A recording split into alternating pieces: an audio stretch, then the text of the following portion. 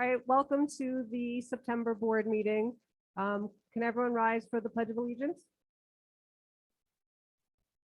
I pledge allegiance to the flag of the United States of America and to the republic for which it stands, one nation, under God, indivisible, with liberty and justice for all. Now I am going to turn the meeting over to well, we have a presentation to start off. So we're with the board sitting down here. We're going to start with middle school, high school, summer school report.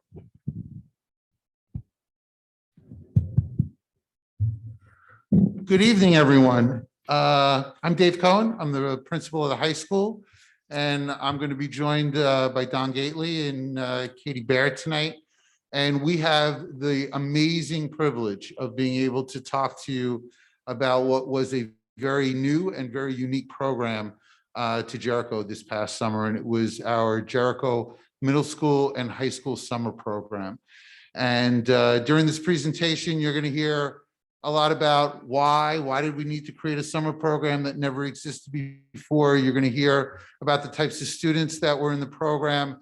And ultimately, you're going to see some evidence, some of it through pictures, some of it through some very light level anecdotal information about just how successful our summer program was.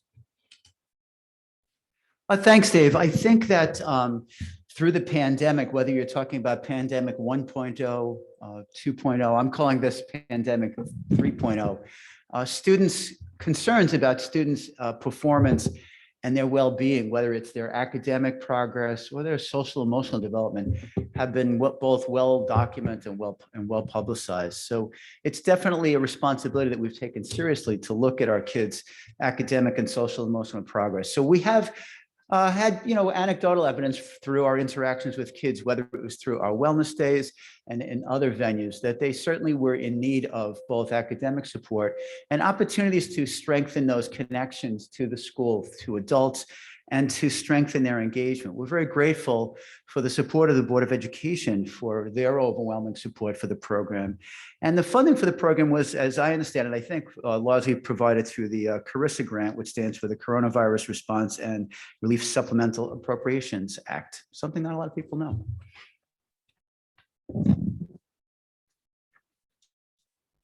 So what we realized last year was that during a pandemic, we had a greater number than ever before of students that really had disengaged much from the learning process. And there was a lot of reasons for that. We found that we had students that were on remote instruction all year. In some cases that worked really well, but in other cases, it didn't work very well for students.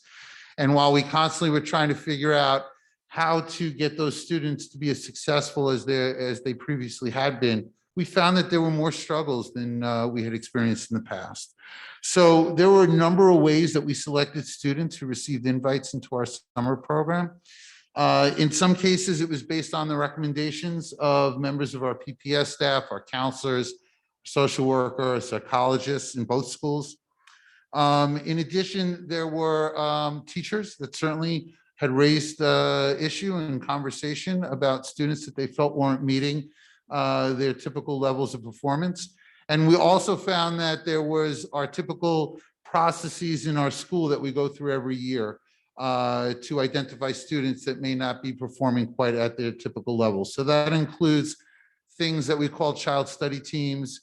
In the middle school, they have a social and emotional team. Even in our cabinet meetings. Last year, when we were meeting with the curriculum associates, we found ourselves spending much more time than in a typical year, really talking about individual students across the board. And through those processes, we wound up inviting between the two schools over 100 students to participate in the program. So in looking at designing this program, we really had a general idea of what our students needed because we were looking to maximize engagement while having some curricular connections and most importantly, fostering connections between students and between students and faculty. So looking at some of the things that were absolute necessities, TLC was a big part of this program, making sure that students felt they were all included, that they were all part of the team. Lunch was a huge thing. You have to feed them. If you feed them, they will come. And certainly it's opportunities within the day for people to make those connections. So it couldn't just happen by chance. We had to build that within the structure. You know, really building a new program was quite a journey for us. And, you know, the good news was that, you know, we had a central office that was so supportive and encouraging us to create something. We had a Board of Education that was equally as supportive. And then finally, we have this national money that was provided to us, but it was much more. What we realized was we didn't want to do more of the same. We wanted to create a program for our students that would allow them to get excited about school. It wasn't just about quote unquote remediation or just more time doing the same thing. So we really took our time and spent a lot of time just trying to figure out what would be the right program and what would it look like. And in very many ways, we kept coming back to the same notion. It needs to feel like a very different model of school. And when you create a summer program with a smaller number of students, you really have the ability to start building that from the ground floor up. And that's exactly what we did. Yeah, so we set out, I think that the essential question that we tackled was coming into this year, 2020, 21, 22, with all of our students back from day one, how can we make sure that all of our students are engaged for the 21, 22 school year?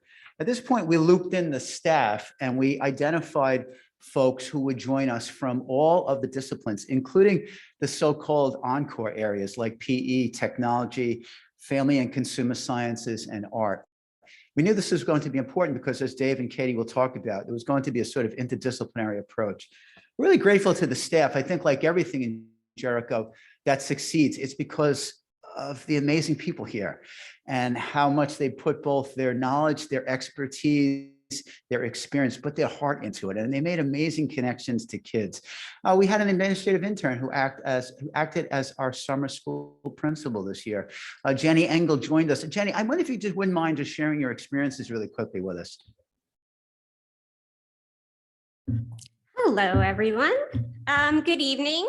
I wrote it on my phone. I'm not cool with the papers. My name is Jennifer Engel, and it was my honor to serve as the Summer Enrichment Program principal this year. As you know, Jericho is a very special place where educators truly bring out the best in those they teach. The connections that many of the students made over the summer had been inspirational and life-changing, both for the students and for the teachers. Everyone connected academically, even teachers, and socially with students and with each other. Thank you all for the opportunity and for caring deeply about the children that live and grow in this great town. Thank you. It's always nice, Jenny, when we have these meetings and we talk about the great things we do. We're really happy about. It's nice to hear someone from outside our community. And the kids are always still asking me, when's Miss Engel coming back? And we miss her. So they really made a nice impression on them in the short time that you were here. I think that when you think about summer school, we definitely have some biases and some experiences. Frankly, it's something you feared in high school. You didn't want to have to go to summer school. But as Dave stressed, I think that is not the program that we wanted to build, and that's definitely not what we set out to do. And it wasn't the result that the summer program came out with. So we looked at it as ways to kind of break out of the traditional school mold. So there weren't grades for the kids. There weren't divisions of subject areas. And we tried to take a very interdisciplinary approach to the projects that the kids did and the academic experiences that students had. And when there were no high stakes tests. So I think all of those factors contributed right from the minute the kids got off the bus and walked through the door to a real nice level of engagement on their part. So as we were figuring out what we didn't want the summer program to be, we certainly needed to figure out what we did want it to be. So if we were talking about maximizing this experience and the students who were involved in the program and their their future learning, we developed some operating principles to guide us through curricular planning, through professional development, and ultimately through how we designed the program and the day itself.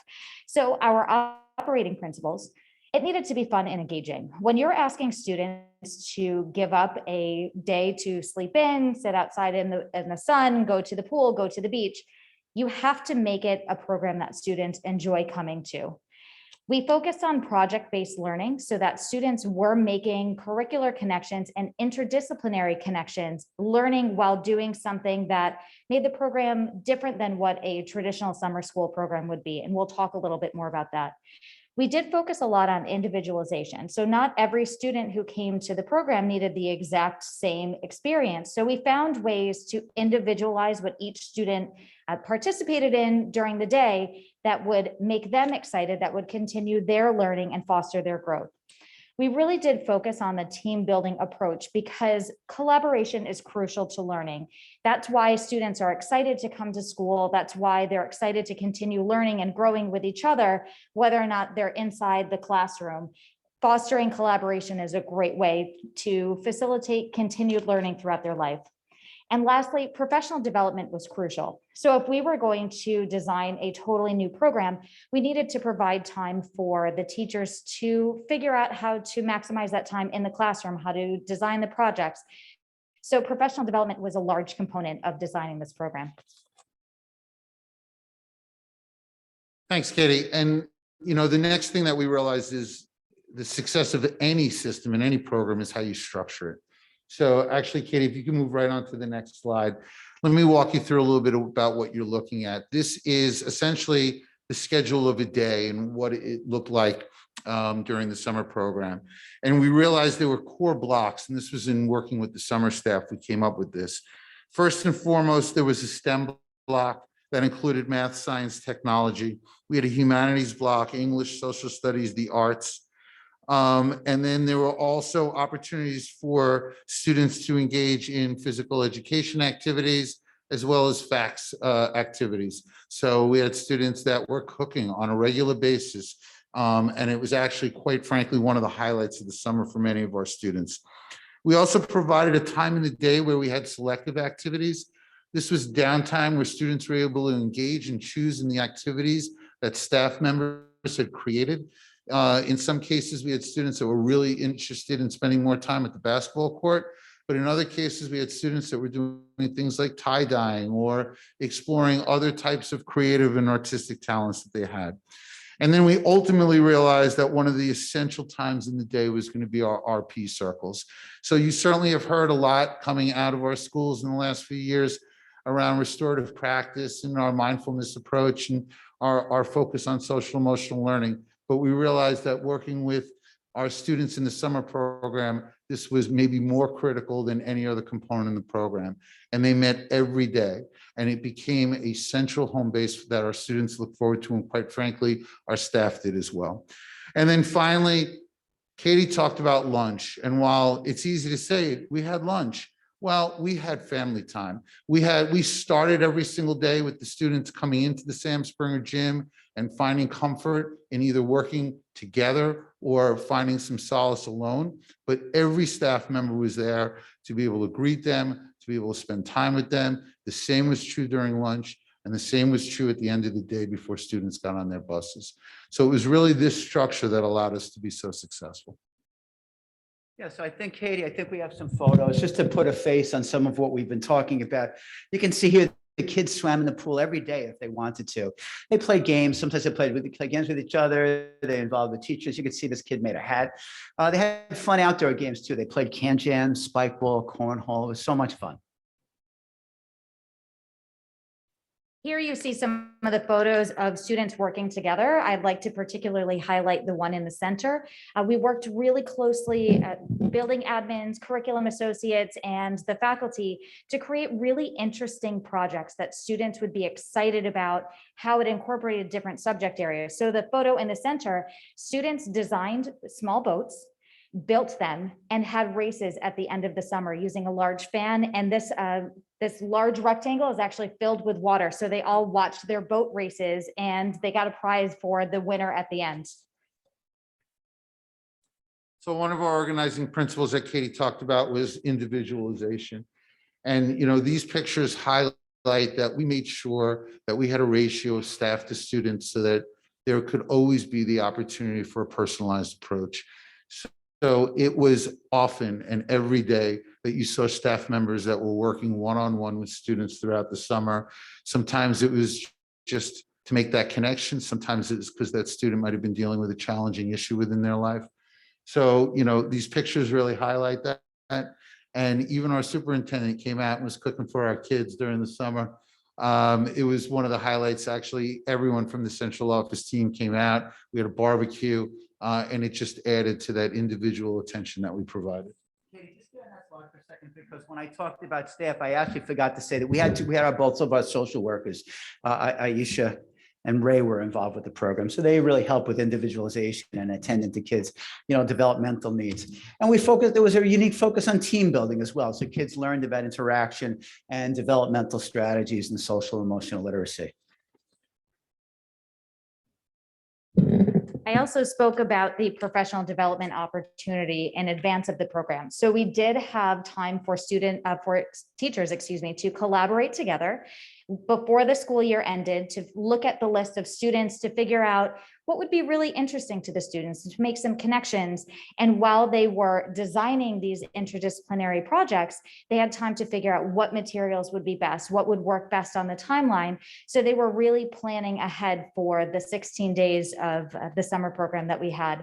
And even throughout the program, there were opportunities for teachers to collaborate at the beginning or the end of the program to touch base about, different aspects, whether it was curricular or social emotional throughout the summer, and make sure that they had opportunities to work with students directly. So certainly one of the things that you'll want to do with any program is try to figure out how you can assess it. And, feedback was really important. Certainly every single day we were getting feedback from our students that was informal.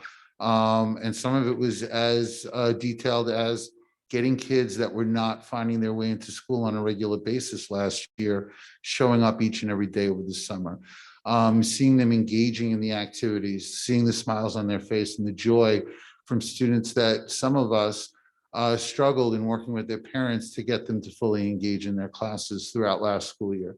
So that was pretty incredible. Some of the other data that we were able to get in surveying our students at the end of the summer, one of the questions asked, overall, I had an enjoyable experience during the summer learning program. We saw that 92% of our students either agreed or strongly agreed with that question. We asked, the summer learning program helped me feel more positive and engaged in school. We had 83% of those that were surveyed agree and strongly agree. We also asked, the summer learning program helped me make connections to peers. 83% of the students agreed or strongly agreed. We asked, I felt supported by this summer learning program staff. Example, feel as if they care about me, listen to my concerns, and or wish to hear my input. 94% of the students agreed and strongly agreed. And then finally, we asked if I was invited back to the program next year, I would attend. And 75% of the students agreed and strongly agreed. And while you might initially say, wow, 75%, that's a little lower than the other pieces. Again, I highlight the fact that these were students that were not eager to engage in the learning process last year. 75% of them said they strongly agreed or agreed that if given the opportunity to come back and give up their summertime to come back to school, they would be on board with it. It was actually really special. Thanks, Dave. So now we're thinking about next steps for next year. One of the strategies for us to bring the social emotional learning into the school year is through our restorative practice circles and our NEST program, which actually, Dave, we have another one next Thursday. So we get together with the kids in small groups with teachers to, do restorative practice circles. We're looking at the ongoing support and follow through for kids and continue to maintain those connections. It was really exciting in the first week of school to see all the high school kids come down to connect with the middle school teachers who worked throughout the summer program. That was the coolest thing. And I know the same thing happened with my middle school kids finding their way up to the high school to say hi to their friends from the summer. We'll be likely inviting most of the kids from the summer program to our Carissa Grant after school program meant to continue our efforts to support kids as we move forward into the 21-22 school year. And if possible, we've already started planning for the program to continue next summer through that same funding source. So Hank, we're happy to answer any questions, and thanks everybody for your attention.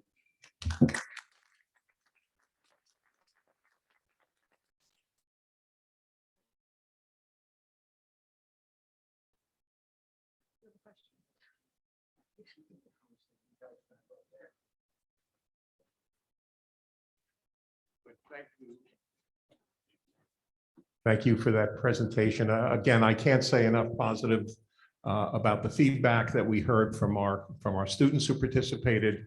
Our staff did an absolutely incredible job putting together this summer program in a relatively short period of time. And I heard from some kids, I would really love September to look like this. They're no surprise. An incredible program that really served the needs of our middle school and high school kids. And will be carried over through the school year and hopefully through the next 2 summers. The Carissa money that we received to support this program and will support our after-school program in the elementary school, middle school, and high school will also support this program in the summer of 22 and in the summer of 23. So we're really thrilled that we'll be able to continue this good work into the next 2 years. And again, a thank you to everyone who participated, and thank you for the presentation this evening.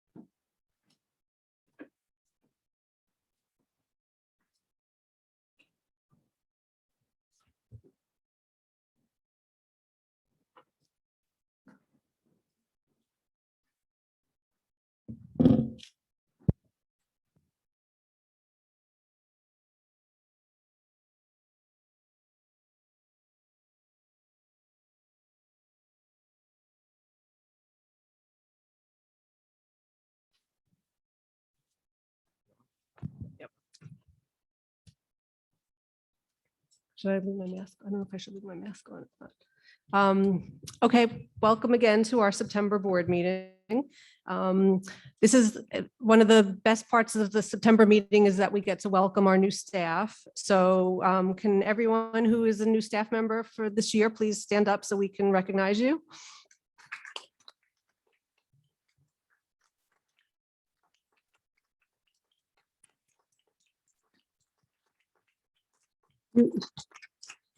You've probably already realized what a special place you've come to work at. And I know you all must be exceptional because I know how tough the interview process is. So if you made it through the interview process, you have to be great. And just welcome. And on behalf of the board and administration, we wish you the best of luck. And we know you'll be really happy here. And we look forward to watching you do great things. You already have brought to us and to our kids, and we've heard the feedback. Oh, Mr. Viterbi, you're sitting down. We've already heard the feedback that you've brought already in the first few days of school, an excitement and in joining our family. You've already joined in and are an important part of the Jericho staff. And again, to just echo Jill, once again, we welcome you. We're thrilled that you're with us, and we look forward to you being with us for many, many, many years. Thank you. And thank you for coming this evening. And please feel free to do some preparation, and you could feel free to leave now if you'd like to, or if you'd like to stay, please stay.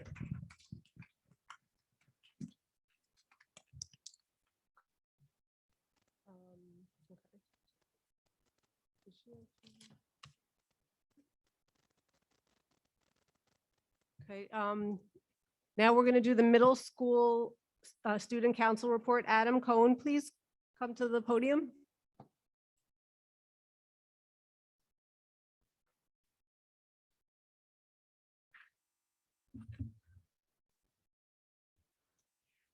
Good evening. and welcome back to another school year in Jericho Middle School. We hope you had a relaxing summer. My name is Adam Cohen, and I'm an 8th grade student council representative. It is a pleasure to be here this evening. School opened on Thursday, August 26th, and everything ran smoothly. Our high school leaders from Project AIM, assisting incoming middle school students, volunteered to assist our incoming 6th grade students in an effort to help for a smooth transition to the middle school. They guided students in the hallway and taught the 6th graders how to open their lockers and shared their positive experiences in middle school. We'd like to thank our high school social worker, Mr. Velez, and our middle school social worker, Mrs. Breland, for coordinating this program, as well as the high school students who volunteered their time. And a very big thank you to Mr. Grishman and all of our administrators for helping make the transition this year back to fully in person, a positive experience. And to our custodial staff for the immaculate school we returned to, as well as our transportation department. It was so nice to see all our bus drivers greet us every morning again. And a big shout out to Dr. Gately and Mr. Gleason for making school feel safe and fun to come to every day. The SEL theme of September is community. Community is best defined as a group of people who, regardless of diversity backgrounds, are able to embrace their differences, enabling them to engage in positive communication and work together toward common goals. Things are off and running. Middle school yearbook portraits will be taken Thursday, September 30th, and Friday, October 1st. The STAs will announce the photo schedule for their team. Our clubs, interscholastic sports, and intramurals have begun. Each morning, announcements are made regarding meeting times and locations. Lights, camera, action. Auditions for the middle school musical Moana Jr. took place Wednesday and today after school. The musical is scheduled for Friday, December 10th, 2021. The middle school staff and students participated in restorative circles to kick off the 2021-22 school year. In our efforts to create community, it was such a wonderful experience. On Thursday, October 21st, we will be celebrating our 10th annual Always Kickoff. This year's theme is We Are Jericho Strong. We will be sharing details in the upcoming weeks. We are hosting our back to school night next Wednesday, September 29th, beginning at 7 p.m. As in previous years, we will run a day one schedule with 10-minute periods and 5 minutes of passing time between each class. The event will be virtual this year. Teachers will be using Google Meet or Zoom to host their live sessions. Dr. Gately will be emailing parents all the information needed to participate. Well, that's all for now. Looking forward to an amazing 2021-22 school year.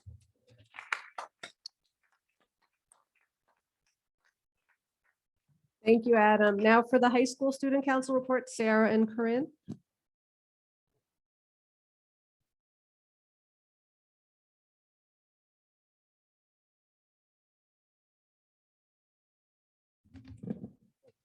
This is really sensitive.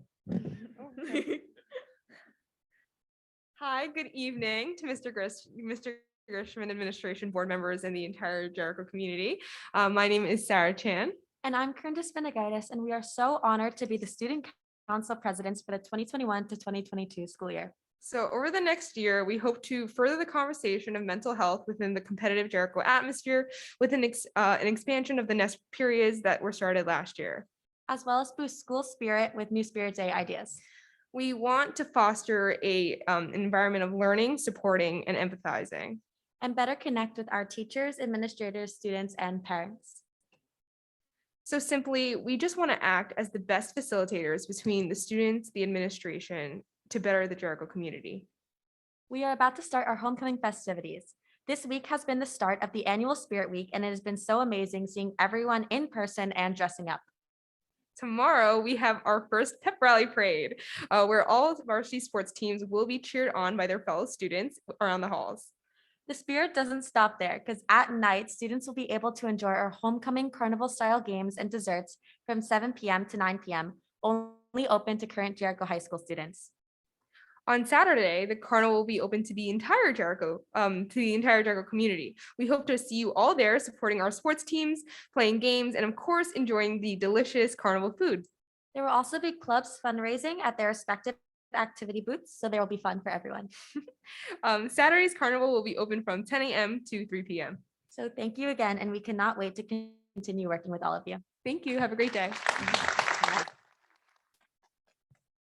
Thank you. Allison Edelman for the PTA Council report.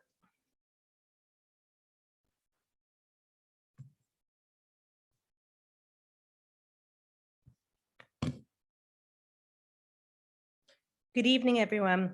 My name is Allison Edelman, and I'm the Vice President of the Jericho Joint PTA Council. Gina Levy, our president, couldn't be here tonight. The Jericho Joint PTA Council had its first meeting on Monday, September 13th. We greeted our returning council members and welcomed new ones. We're thrilled to have new additions to our team. Thank you to all our unit leaders that have worked so hard with administration to make an easy transition for our returning students. All of our units are off to a great start for the school year. We're running our PTA meetings either in person under outside tents or through Zoom. We're recording and/or live streaming these meetings depending on the building that you're in to provide our parents many opportunities to stay connected with the school and PTA.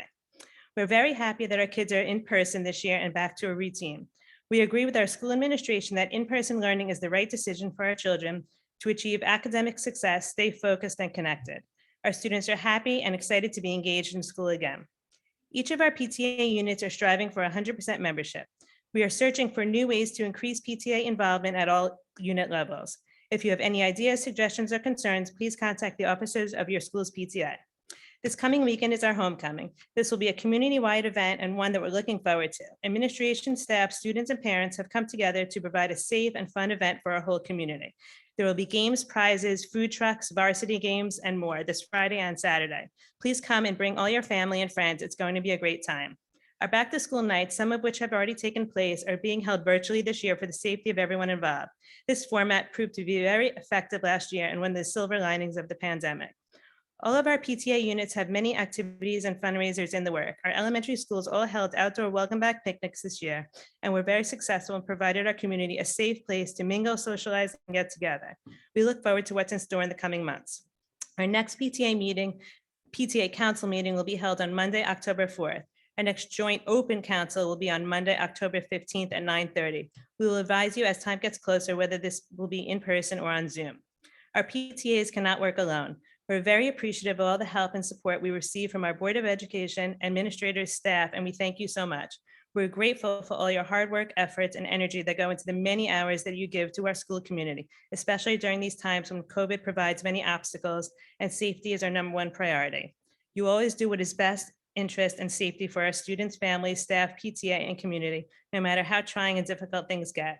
You stand up for our children and always find a way to make things work out. These efforts do not go unnoticed. We look forward to a successful, healthy, and safe school year, a year where our kids can just be kids. Be safe and stay well. Thank you so much and hope to see you all at homecoming this weekend. Thank you. Thanks, Allison. So the board just prior to this meeting had an audit committee meeting, which was the board members. And we met with our internal auditors and external auditors, and both of them gave us an excellent report. They both told us that the reports are the best of all the districts that they do work for, that we are doing a stellar job, and like to give a really big thank you to Victor and Denise and the business office for doing such a fabulous job. And with that, I'd like to call Alan Yu from Cullen and Danowski, who is our external auditor, to give us a summary of the report.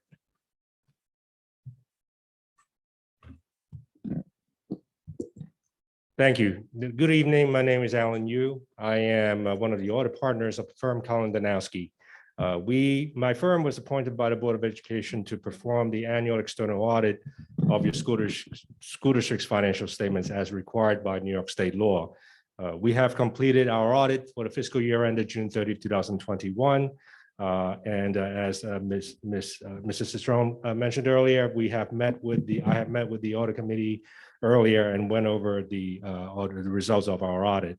Okay, I'm happy to report to you that we did not have any reportable findings. We did follow up on a couple of one of the recommendations that we made last year.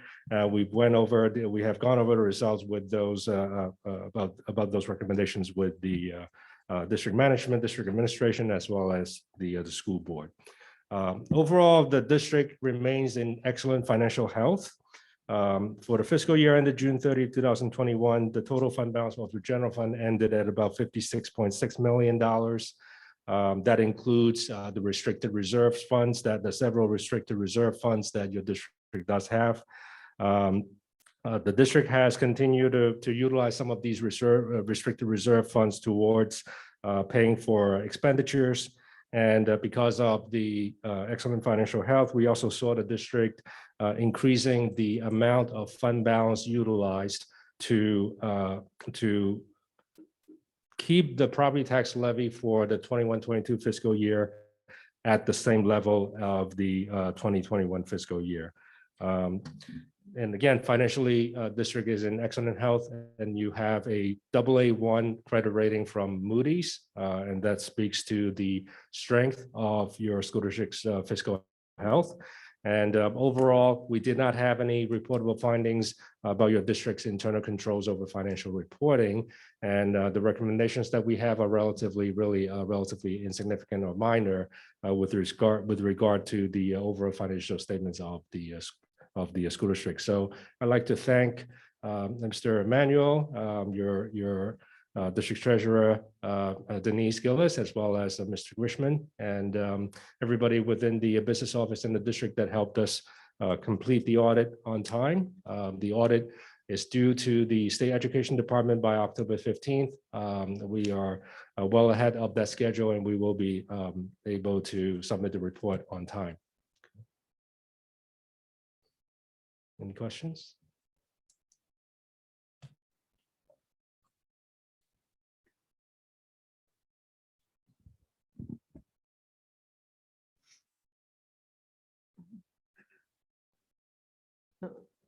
Were you saying something? Oh, okay. Okay, thank you, Alan. Now we're You're going to welcome. move to the superintendent report. Thank you, Jill. To start off with, when we start the superintendent's report on our enrollment report, on September the 17th, we had 3,164 students enrolled in the Jericho School District. That is an increase of about 15 kids over the same period a year ago. Interesting in that when we first do our September enrollment report, talking to other districts on Long Island, there were huge variations. There were districts that lost literally hundreds of kids, and there were districts that picked up hundreds of kids. So there was generally across the island some inconsistency in September to September or June to September enrollments. And very frankly, I think we were surprised that our numbers were fairly consistent with our September of last year numbers. Several things that I'd like to talk about. At our last work session, I complimented staff on what an incredible beginning to the school year. I just want to take the opportunity to say not only were the first days of school incredibly sweet and exciting, as we're now 4 weeks in, seeing again every day schools filled with kids, with happy kids and smiling kids, and happy staff members and smiling staff members. It feels so good to see normal and pretty close to normal back in the Jericho School District. And again, the feedback every single day from staff, kids, parents is so good to be back. And again, with the hope that as we progress through the fall and into the winter, that things will only get better with time. And again, I've shared this with you also in our regular contact with the Nassau County Department of Health.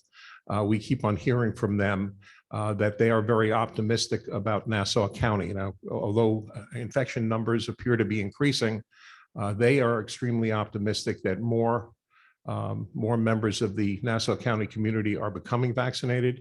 And as such, they really anticipate that the the Delta variant is going to flatten out and diminish as we move into September, into October, into November. So I hope their prognostication is accurate, which will help us open up that much more. I also want to take this opportunity to congratulate our high school staff, our high school administration, our curriculum associates, support staff, and our kids for earning blue ribbon status in Jericho High School. Again, that process is a rigorous one. School districts are invited based upon their statistics to apply for that. Again, a lot of hard work from high school administration in putting together that material, which wound up with our recognition along with about 300 other high schools in the United States. So congratulations to all that were involved and also to our Board of Education for their continued support of our high school and our high school program and our high school kids. Also just wanted to mention for those of you who were not able to attend the Ratner Seaman ribbon cutting on August 26th, definitely a highlight night in our school district where we had an opportunity to honor Jeff Ratner.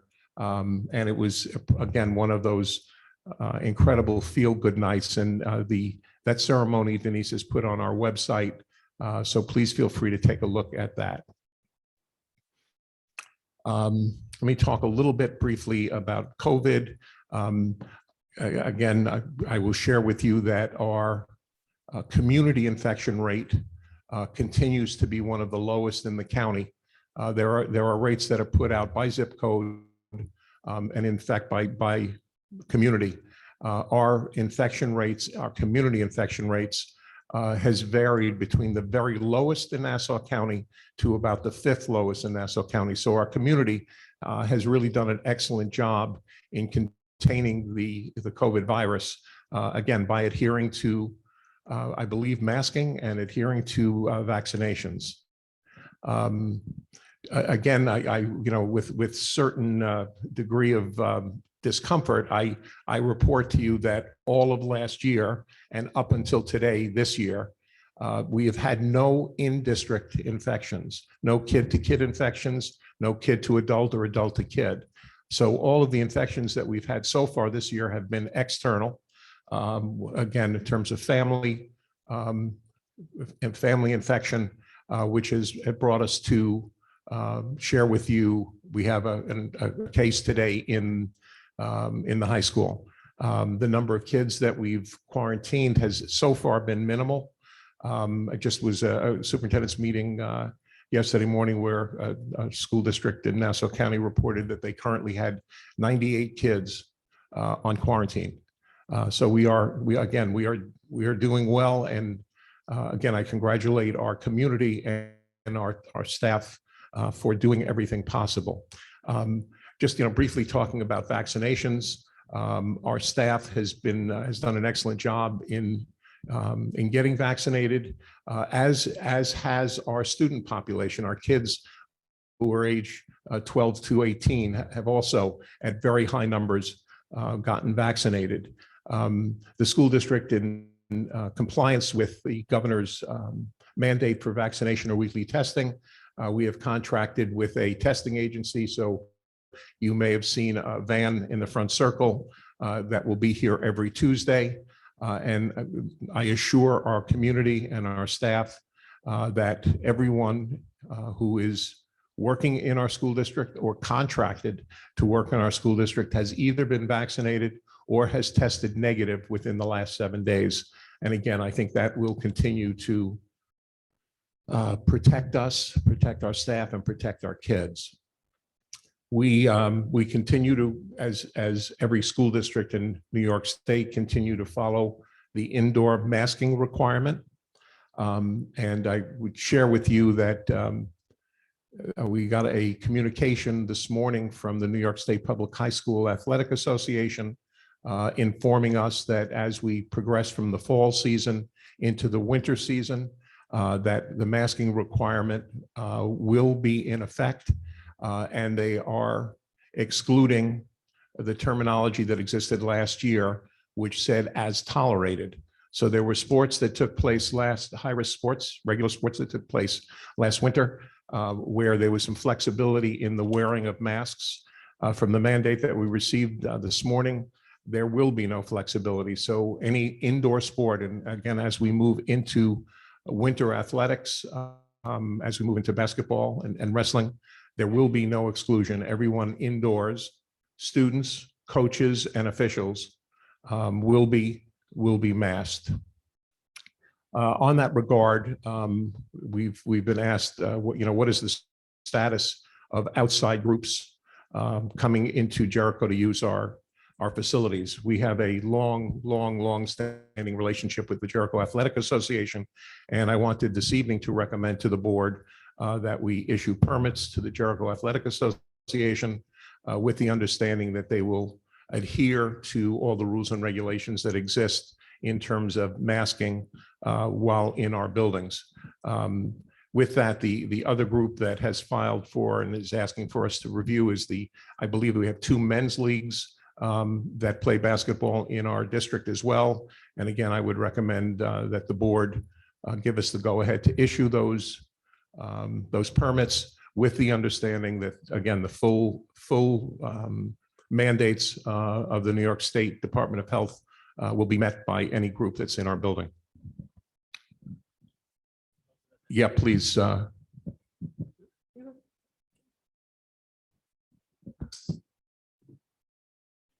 With regards to the men's groups, when do they play? Who are these people? Are they Jericho residents? Mr. Hahn, Mike approves the permits. The permits are submitted by Jericho residents. They must provide us with insurance and an assurance that the majority of the adult players are Jericho residents. They play, I believe, in the elementary schools, maybe 2 nights a week. Each group maybe 1 night a week in our I've seen them in the high school as well. Okay. Basically, at times when there won't be any Jericho students in the building. We make it, and it has always been the case that Jericho students, Jericho programs take priority on gym space, number one. Number two, these programs are the JAA programs, and the adult programs are both after-school programs. No, the JA program, I understand. I'm not familiar with the men's leagues, and the JA program sounds like something that we must continue, and we owe it to the community to continue. The men's leagues, I'm not familiar with. I just would hope that they're not going to overlap at the same time as when there would be students in the building.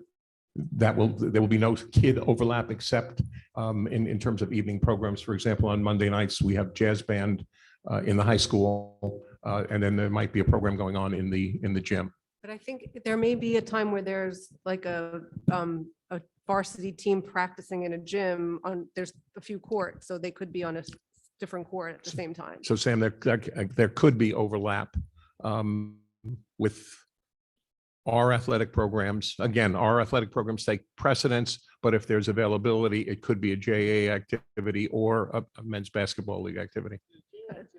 It's just students.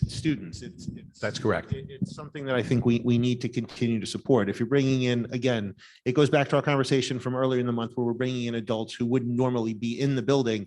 Again, I'm inclined to let them use the space. I don't like the idea of them sharing the gym with our students. If they're at Seaman and no one else is at Seaman, no problem. They're at Cantig, no one's at Cantig. But if we have our varsity team on one court and they're on the other court, I would actually not be in favor of supporting that. I would accept that recommendation and make the men's league aware that there would not be any shared space, that they would only be in the building when they could be in the building alone. And I have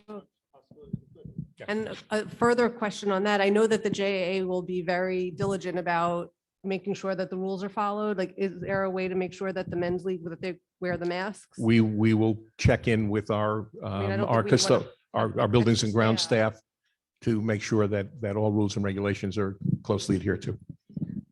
I have a question. We're limiting during the day parent traffic through the building. Is that going to be the same with the JAA? Or are parents allowed to be in the gym while their children are participating? During JAA events? Yes. As we'll have other students in the building for other Jericho sports. At this point, again, I don't think there's ever been a large crowd of parents, but if we reopen to JAA, I would recommend that we adhere to social distancing, masking, and permit parents to watch games again, after school hours. So in terms of the concerns that the board had raised before, in terms of numbers of kids. But again, up to the board. I think to Ms. Balakander's point, it's not so much the after-school practices where you get the crowds, but if you have an event, clinics on the weekends, which are great events, and I think we need to find a way to make that possible for the JA. And I think that, I know some of them are here tonight, and I'm sure they tell us that they've got some, good policies in place and good ideas on how they're going to minimize any type of potential infection rate in the community, because they have the same interest that we have. So I would look to them to just tell us what they're going to do, and I'm sure it's going to be great. We're going to be happy with it. They've been very diligent. I've attended a bunch of JA events last year and they were very diligent about, more so than the school was with, checking people in and masks, and I have no concerns that the JA will. More so than the school. Yes. We will hire the JAA to I supervise. think we should. Sam, to your point, more than happy to meet with representatives of JAA to talk about numbers of spectators and making sure that we keep that within a reasonable number.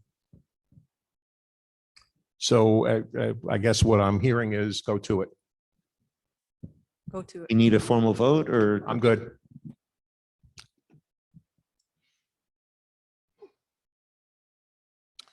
While on talking about sports, there have been several questions that have been raised, and again, this is not the first year that those questions have been raised regarding the number of athletic contests that take place around homecoming.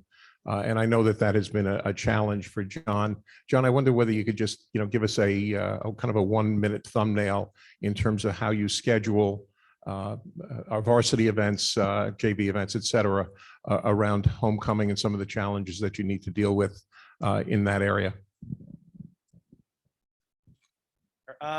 Believe it or not, my office has little control over scheduling. Scheduling for the fall season, we get from BOCES, who oversees athletics, usually sometime in May. From there, we have to look at the schedule. We're allowed minimal movement. As you may or may not know, there's an official shortage. So a lot of times when we try to change games around and move them to different dates, we're blocked because there's just not enough officials to move to games. So what we try to do is, over the past 12 years since I've been here, homecoming used to be a day where it was around a football game. Since Jericho does not really have a home-based football team at this time, it's really become more of a day where we try to get as many varsity teams together, playing at the same time, getting a crowd here. We've taken the Joe Farrell Memorial Swim Meet, and we've made that a staple of our homecoming, as well as our soccer teams and any other teams we can keep on that day. We have 9 varsity teams, and 7 of them will be playing at home on Saturday for homecoming. Throughout the course of the week, we try to get as many teams again. Middle school sports started September 9th. So the first teams that are actually playing are tomorrow, and they're all away. I cannot control that. I can't control home and away. So sometimes we're able to control. If we want to get a game on a Saturday, maybe the game is supposed to be played on Friday. I'm able to move it maybe to Saturday. Sometimes I'm able to flip a home and away. So if varsity volleyball was supposed to play at Lawrence and our JV was supposed to be home, well, we try to get the varsity home and send the JV away that day, because anytime a varsity is home, the JV is away. So as much as we try to get all the teams included, the focus really is on the varsity programs. Okay, and we try to get as many of them home. And I think we got 7 teams. So the only 2 teams that are not playing at home are cross country, because they cannot play at home. And football is scheduled to play Farmingdale with playing over at Plainview on Friday night. So we included that football. We set that home a schedule for the whole community to show throughout the entire week, the home games that are being played, and try to encourage as much fans as we possibly can to come up to the high school and root on our kids. John, appreciate all of your efforts to have as much activity here on homecoming as possible. It's appreciated. One of the points that John made, and I was at a, sure. Are we able to get blackout dates? No. So who does all the scheduling? So BOCES provides us with schedules, and each sport has a sport coordinator. So I'll give an example. I am the coordinator for wrestling for Nassau County. So we work with a group. We have a committee that develops conferences and then creates schedules off of there. So does every school in Long Island have the same issue with homecoming, where they have half No, their because students away? to be honest with you, most schools, there's one game for homecoming. and it's football and maybe a couple of games the day before, I'm sorry, so why don't we do that?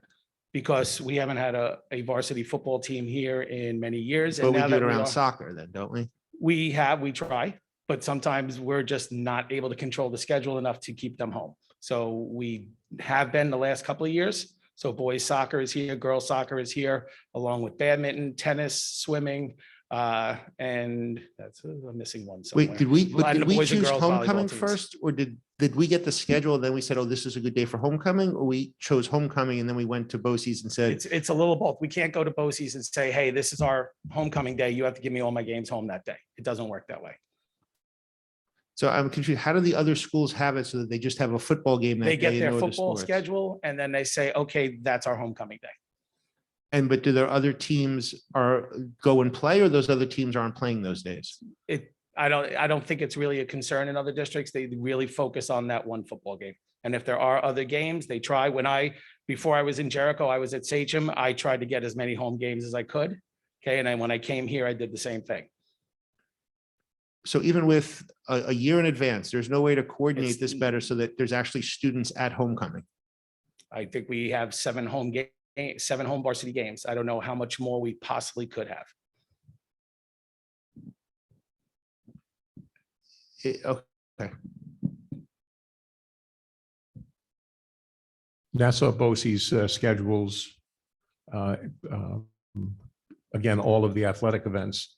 And they're usually, our fall season is published, John, around May of the prior year. Late May, early June. That's, when the schedules come out. Again, a complex issue in terms of, what the schedulers do at BOCES.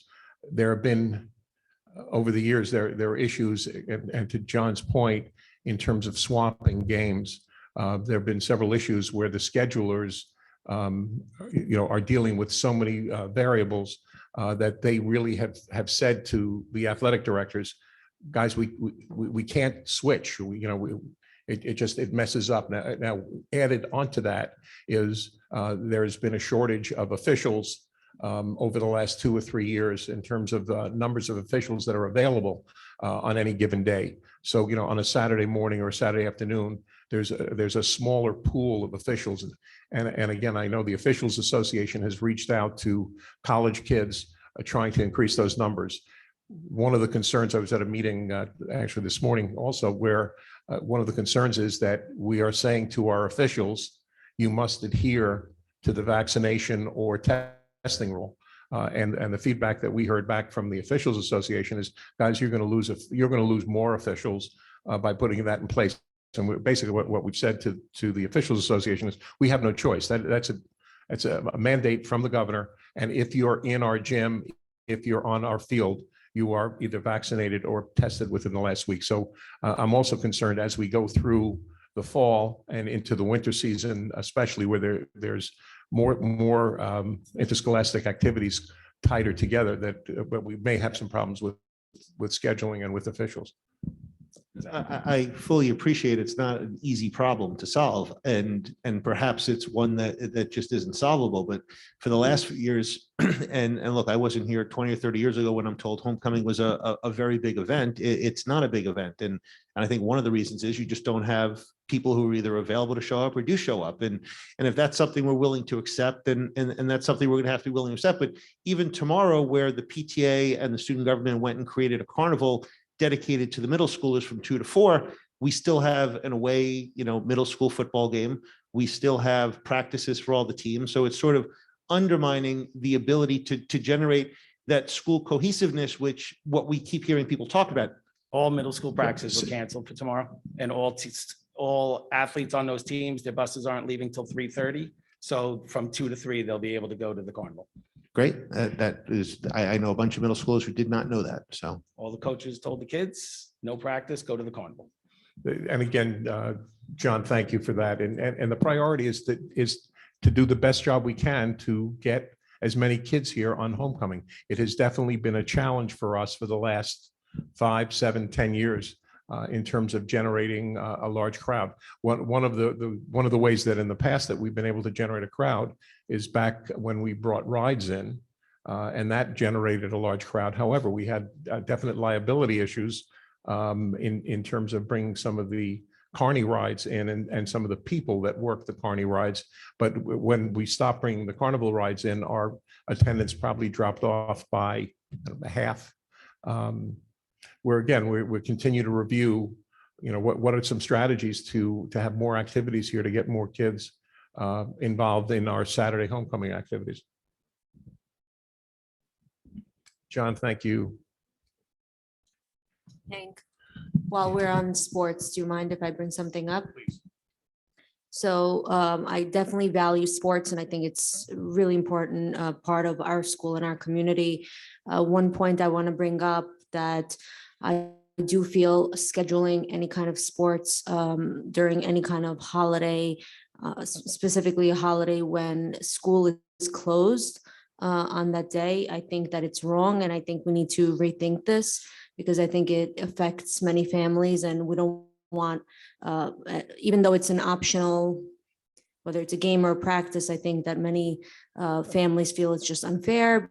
The students feel pressure that they should still go. They don't want to upset their coach. So I think we need to look at the calendar and make sure that there are no games or practices on any major holiday for any religion that's on our calendar.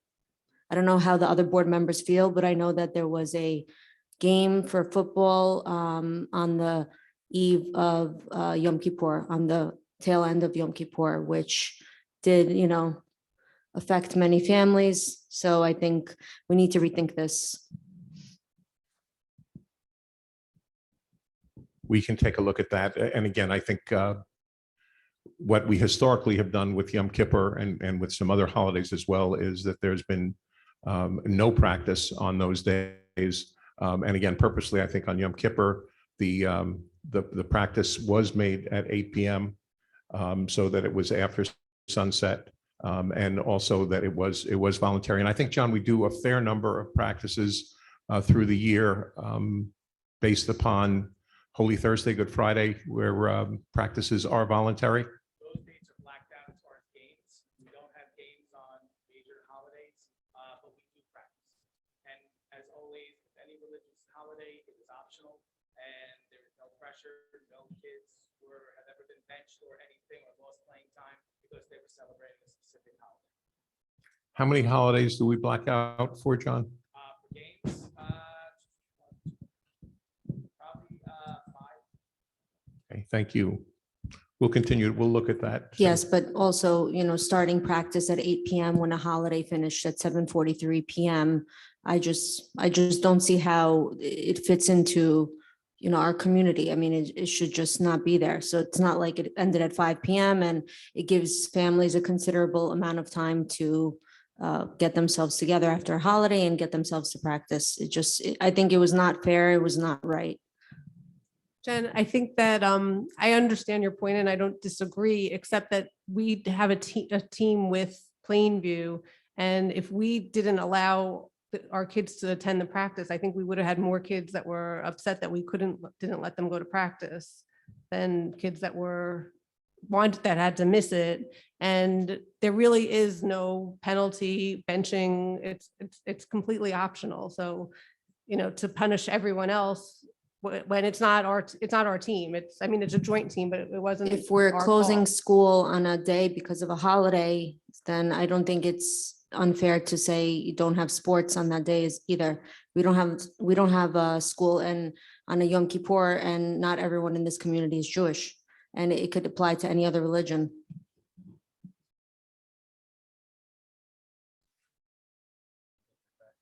We'll look at that going into future calendar.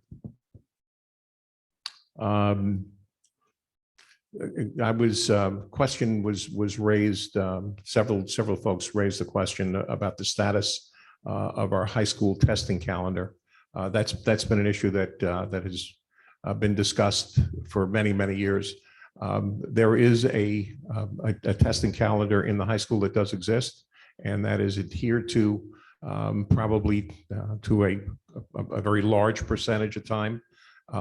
Quizzes are not part of that testing calendar. It is just for major tests. I've spoken to high school administration and asked them to continue discussion with the high school staff regarding the testing calendar. And if there's some ways in working with the high school staff to improve the testing calendar, to please work on that.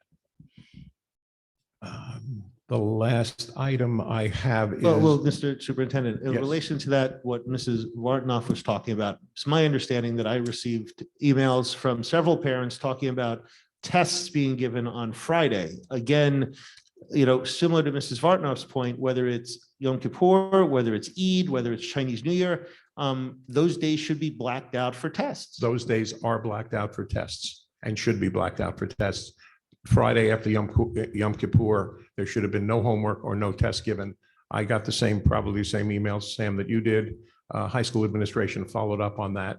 Again, that has been district policy forever in terms of several of the more significant holidays in terms of no homework and no testing immediately following. And that is policy, that practice that is in place. And I have no doubt that it is the policy, given the sensitivity the district has. I think maybe we need to work on our communication to let because obviously if there were multiple teachers that were assigning tests on that day, it wasn't just sort of one teacher who didn't get the memo. There was communication in the middle school and the high school on Erev Yom Kippur that went out.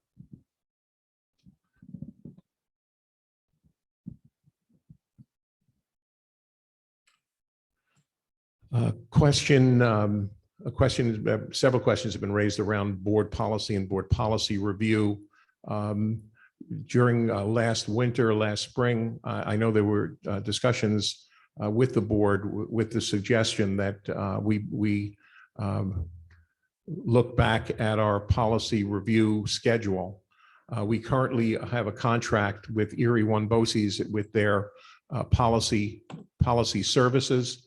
Ben and Ben's office runs that service. And Ben, I wonder whether you can just update us where we are in the board's discussion of reviewing policies that Erie One is recommending based upon changes in the law or updates in commissioner's regulation, and how we are looking at proceeding through this school year and possibly next.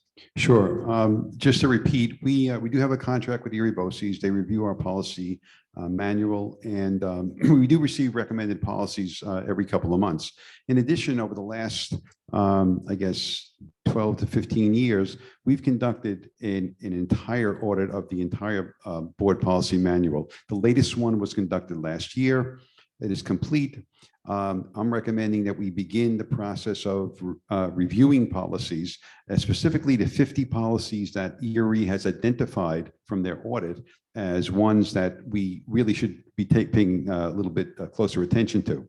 So there are about 50 policies. I'm recommending that we begin that process next month. It should take us between 4 and 5 months to review all 50 policies. The procedure will be, I will distribute the policies a week or two before the meeting. It will contain the old policy and the recommended new policy.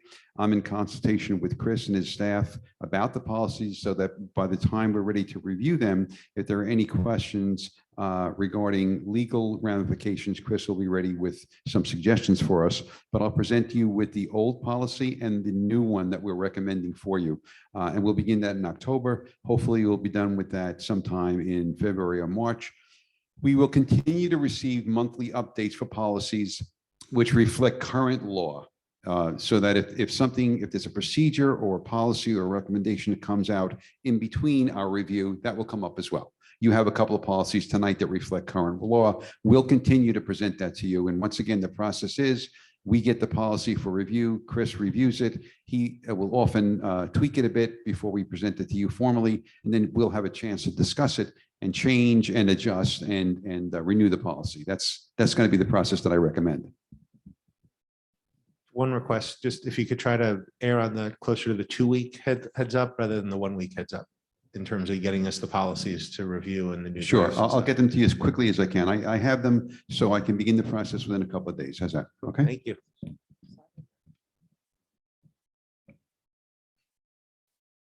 I just received a text message asking the question about family swim, which takes place, I think, on Wednesdays and Saturdays. What's the board's feeling about family swim? Can you just discuss what goes on and who comes in and where they go and where they get changed and all that stuff? Because I never participated. Swimming pool, water, kids. Do they wear masks in the pool? Because you said everybody has to wear a mask. It's indoors, so I am assuming so. No, but like, where do they change? Where do they enter through? Do they John, walk through the John, building? can you, They do not wear masks in the water. On the deck, they have to wear masks. They get changed in the locker room. It's very family oriented. A lot of families coming in with their younger kids, helping them work through their swimming. We do have some older residents come in with swim laps, so it's decently attended. John, what's the maximum number of kids plus moms and dads that would be on any Wednesday or Saturday? 20? And obviously the locker room is utilized for changing. Do they pre-register or it's just sort of walk-in? No, it's walk-in. They just have to show their ID, make sure that they're Would there be someone who could just do a pre-reg just so we don't end up with, for whatever reason, 70 kids on a night? Got it. What's the most number, John, the most number of kids you've ever seen?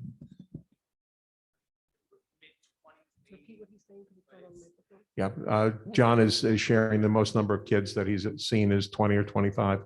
Total attendees, 25. I guess based on that information, I would say let's run with it and monitor numbers. I mean, we're letting other people come into our pool, so I don't see how we turn down Jericho residents, especially if you're talking about 20 or 25. I think, again, we're serving our Yeah. community, which is what we have all the stuff here for. Again, you said in jest, or I said in jest with masks. Obviously, the only level of concern I have is that it is without a mask while in the pool and potentially close. But again, I mean, fortunately, John's given us a really big pool, so, Yeah. 8 lanes for, 25 people shouldn't be that and bad. it's such a thing as waterproof masks. Yeah. That sounds like more of a Does liability than a chlorine- safety does issue. Chlorine kill COVID? Well, that's true. That Clorox does. Yeah, so maybe chlorine makes it safer. I think I've had the microphone long enough. Wait a Before- second, who's laughing? Be- be- Derber, will- Before you give it up, you talked about vaccines at the 12 and over. Do we have numbers that we can share about how many children have submitted proof of vaccination to get out of daily health checks? Yeah, right now, the number is ongoing. I would say that in the high school, we're probably right now running current numbers that are still being updated, probably between 60 and 70%, Sam.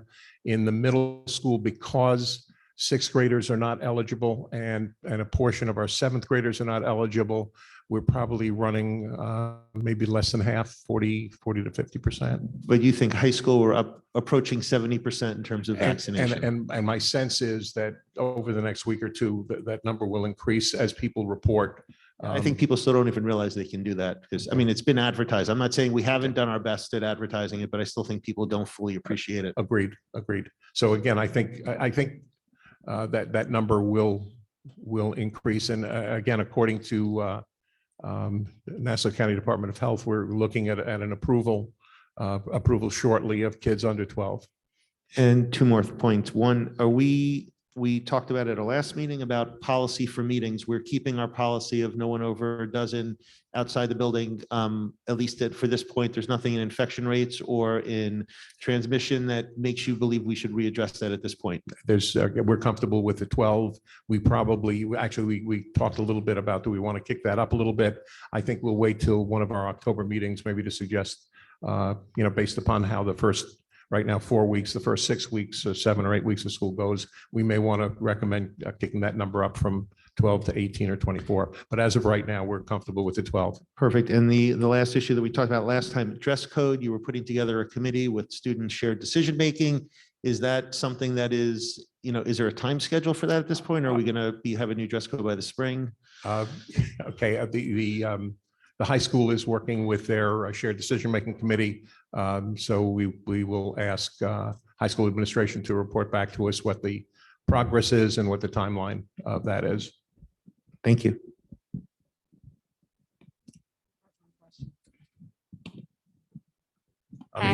Could you please give the update on how our families are doing with the partnership with Northwell? Yeah, that is unfolding extremely well. The number of introductory meetings with staff has been taking place since the opening of school. We have visited the facility. They have a facility on the South Shore. They've just recently rented a facility in Mineola, which is open for visitation and for family and individual counseling. And we have had referrals already to the center. And again, that is, again, the initial 4 weeks it's working well. We're excited about the relationship, and Kim is talking to them about professional development activities for our staff. There have already been some conversations, but I'm extremely pleased with the board's giving us the permission to move forward in that partnership. And not to be repetitive, you've probably answered this, but how are all of the families finding out about this? Again, Kim has sent out several blast mails to our parents, and probably more effectively is conversations that are taking place between our pupil personnel staff and directly with kids and directly with parents. And in the case of emergency situations, their crisis center is one of the recommendations that we make, as well as intervention. So direct recommendation, direct referral, and open-ended information that we're sending out to our parents. Okay, thank you. Next, we're going to move to a discussion on recertification of residency. We discussed it at the last couple of meetings, and we asked Chris Powers from our attorney to draft a sample residency policy. So I guess the board should discuss how we want to go about addressing this. Basically, there's a lot of people in the community are concerned that there are people that are attending the school illegally, that don't live here, that don't belong here. And Ben, I'm going to put you on the spot again, but can you give us before we move to discuss this, can you just give us another summary? Because I think if everyone in the whole district were to hear what Ben and his office does to ensure that the people who go here, live here, and are here properly, I think people would be less concerned about this issue. But unfortunately, not everyone is privy to hearing this because they don't, haven't been attending a meeting or whatever. But if you could just enlighten everyone of what we do here. The primary impetus, okay, in terms of residency is when a person first registers for school. So the work of the school district is to establish residency when a student enters a school. That's the vital piece that I think we do pretty well. You could look at our website and take a look at the documents that are required, all the health checks, the residency requirements, everything that's required for residency. That's checked either by individual buildings in the elementary schools or in the secondary school. Dr. Provenzano handles that process up here, and he was instrumental in redesigning that process just a couple of years ago. So I'm pretty confident that that process is a good one. We establish residency. We use legal and the kinds of requirements that New York State requires for residencies, and we don't have much problem with that. As we move along, as students attend the school after years here, there are concerns that people have raised to me about people moving out of the district, people who perhaps are renting in the district are no longer renting in the district. And in cases where we receive concerns, we investigate those concerns. In all that process, we have to guarantee due process for the parents and for the children who are attending school. So we do investigate, we do follow due process, we do alert people when we believe they're not living here. We give them a formal letter which indicates what we have found. We ask for a meeting, and we often meet to discuss that. In some cases, the people remove their children from the school district. In other cases, they provide us with documentation which reaffirms that they still live in the school district.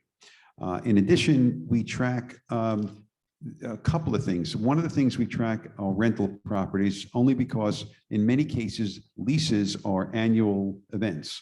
So we track every single rental agreement in the school district. And several months before the lease is expired, we contact the parent and say that we are looking for a renewed lease, once again, to ensure that the people are living, in that house or in that apartment.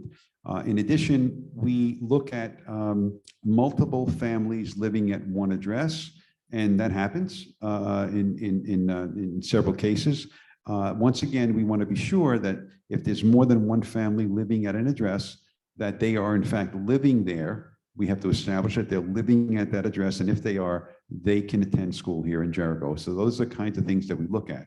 I tell people all the time, if they suspect fraud, or if they suspect that people are going to school here and not attending or not living in the school district, contact my office immediately. I promise you, we will investigate that to the full extent of the law, and yet still maintain due process for the people living there.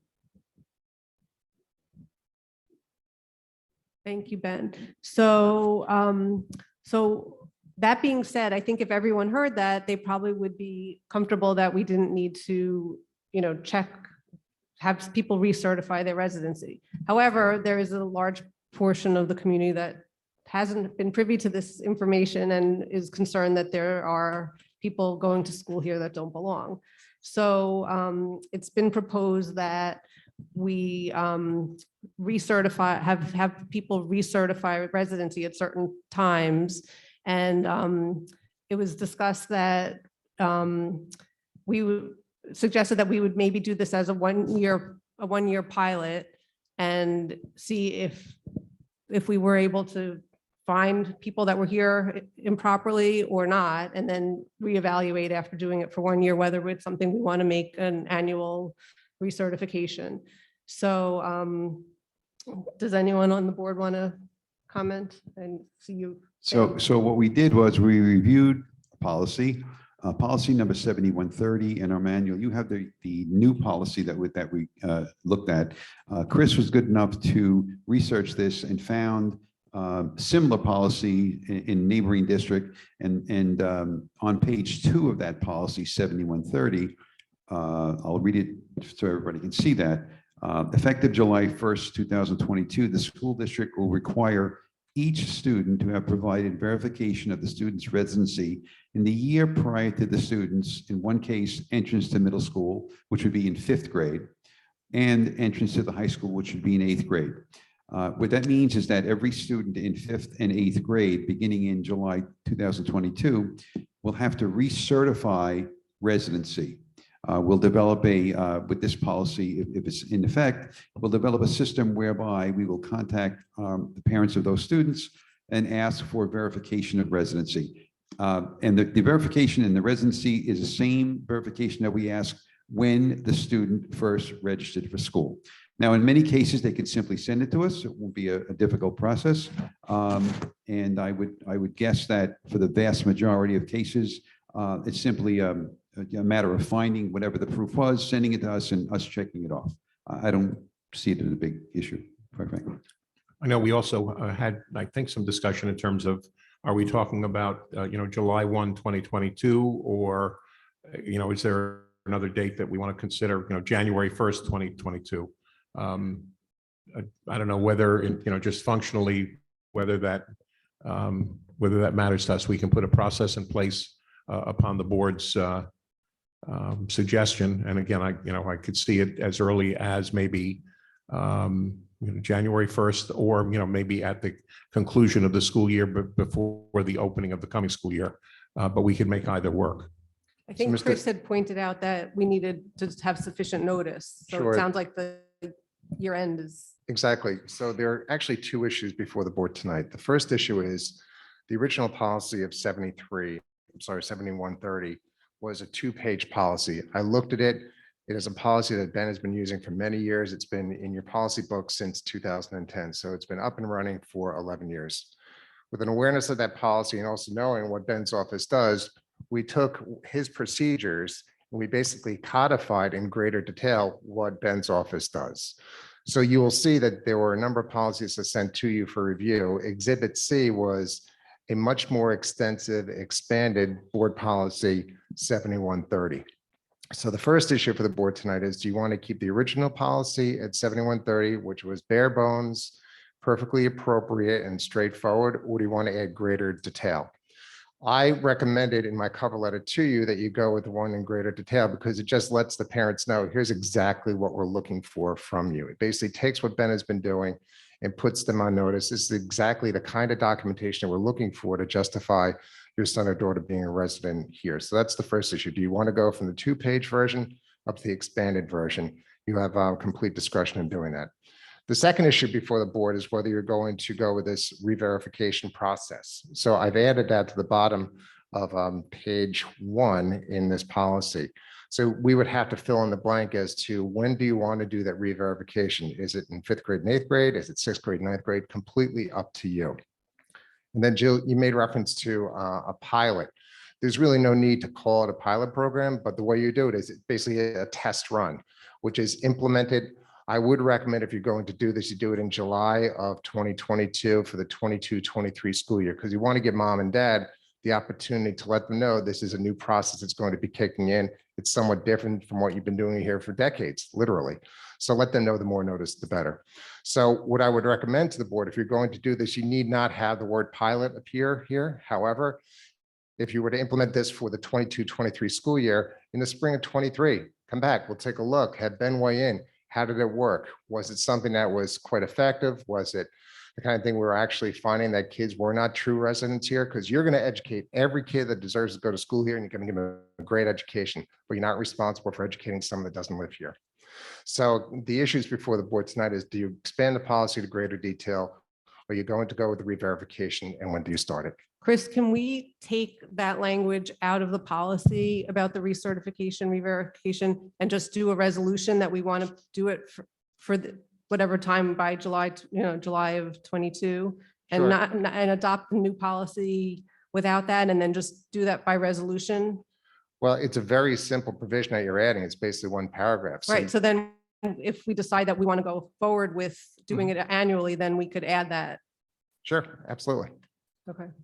Okay. All right. So does anyone have? I'm perplexed by this conversation. I think as always, or as usual, Mr. Powers has done an excellent job of recommending a new policy to replace our 2-page policy. And I'd be hard pressed to understand why we wouldn't want to have a more comprehensive policy, setting aside for the moment the recertification.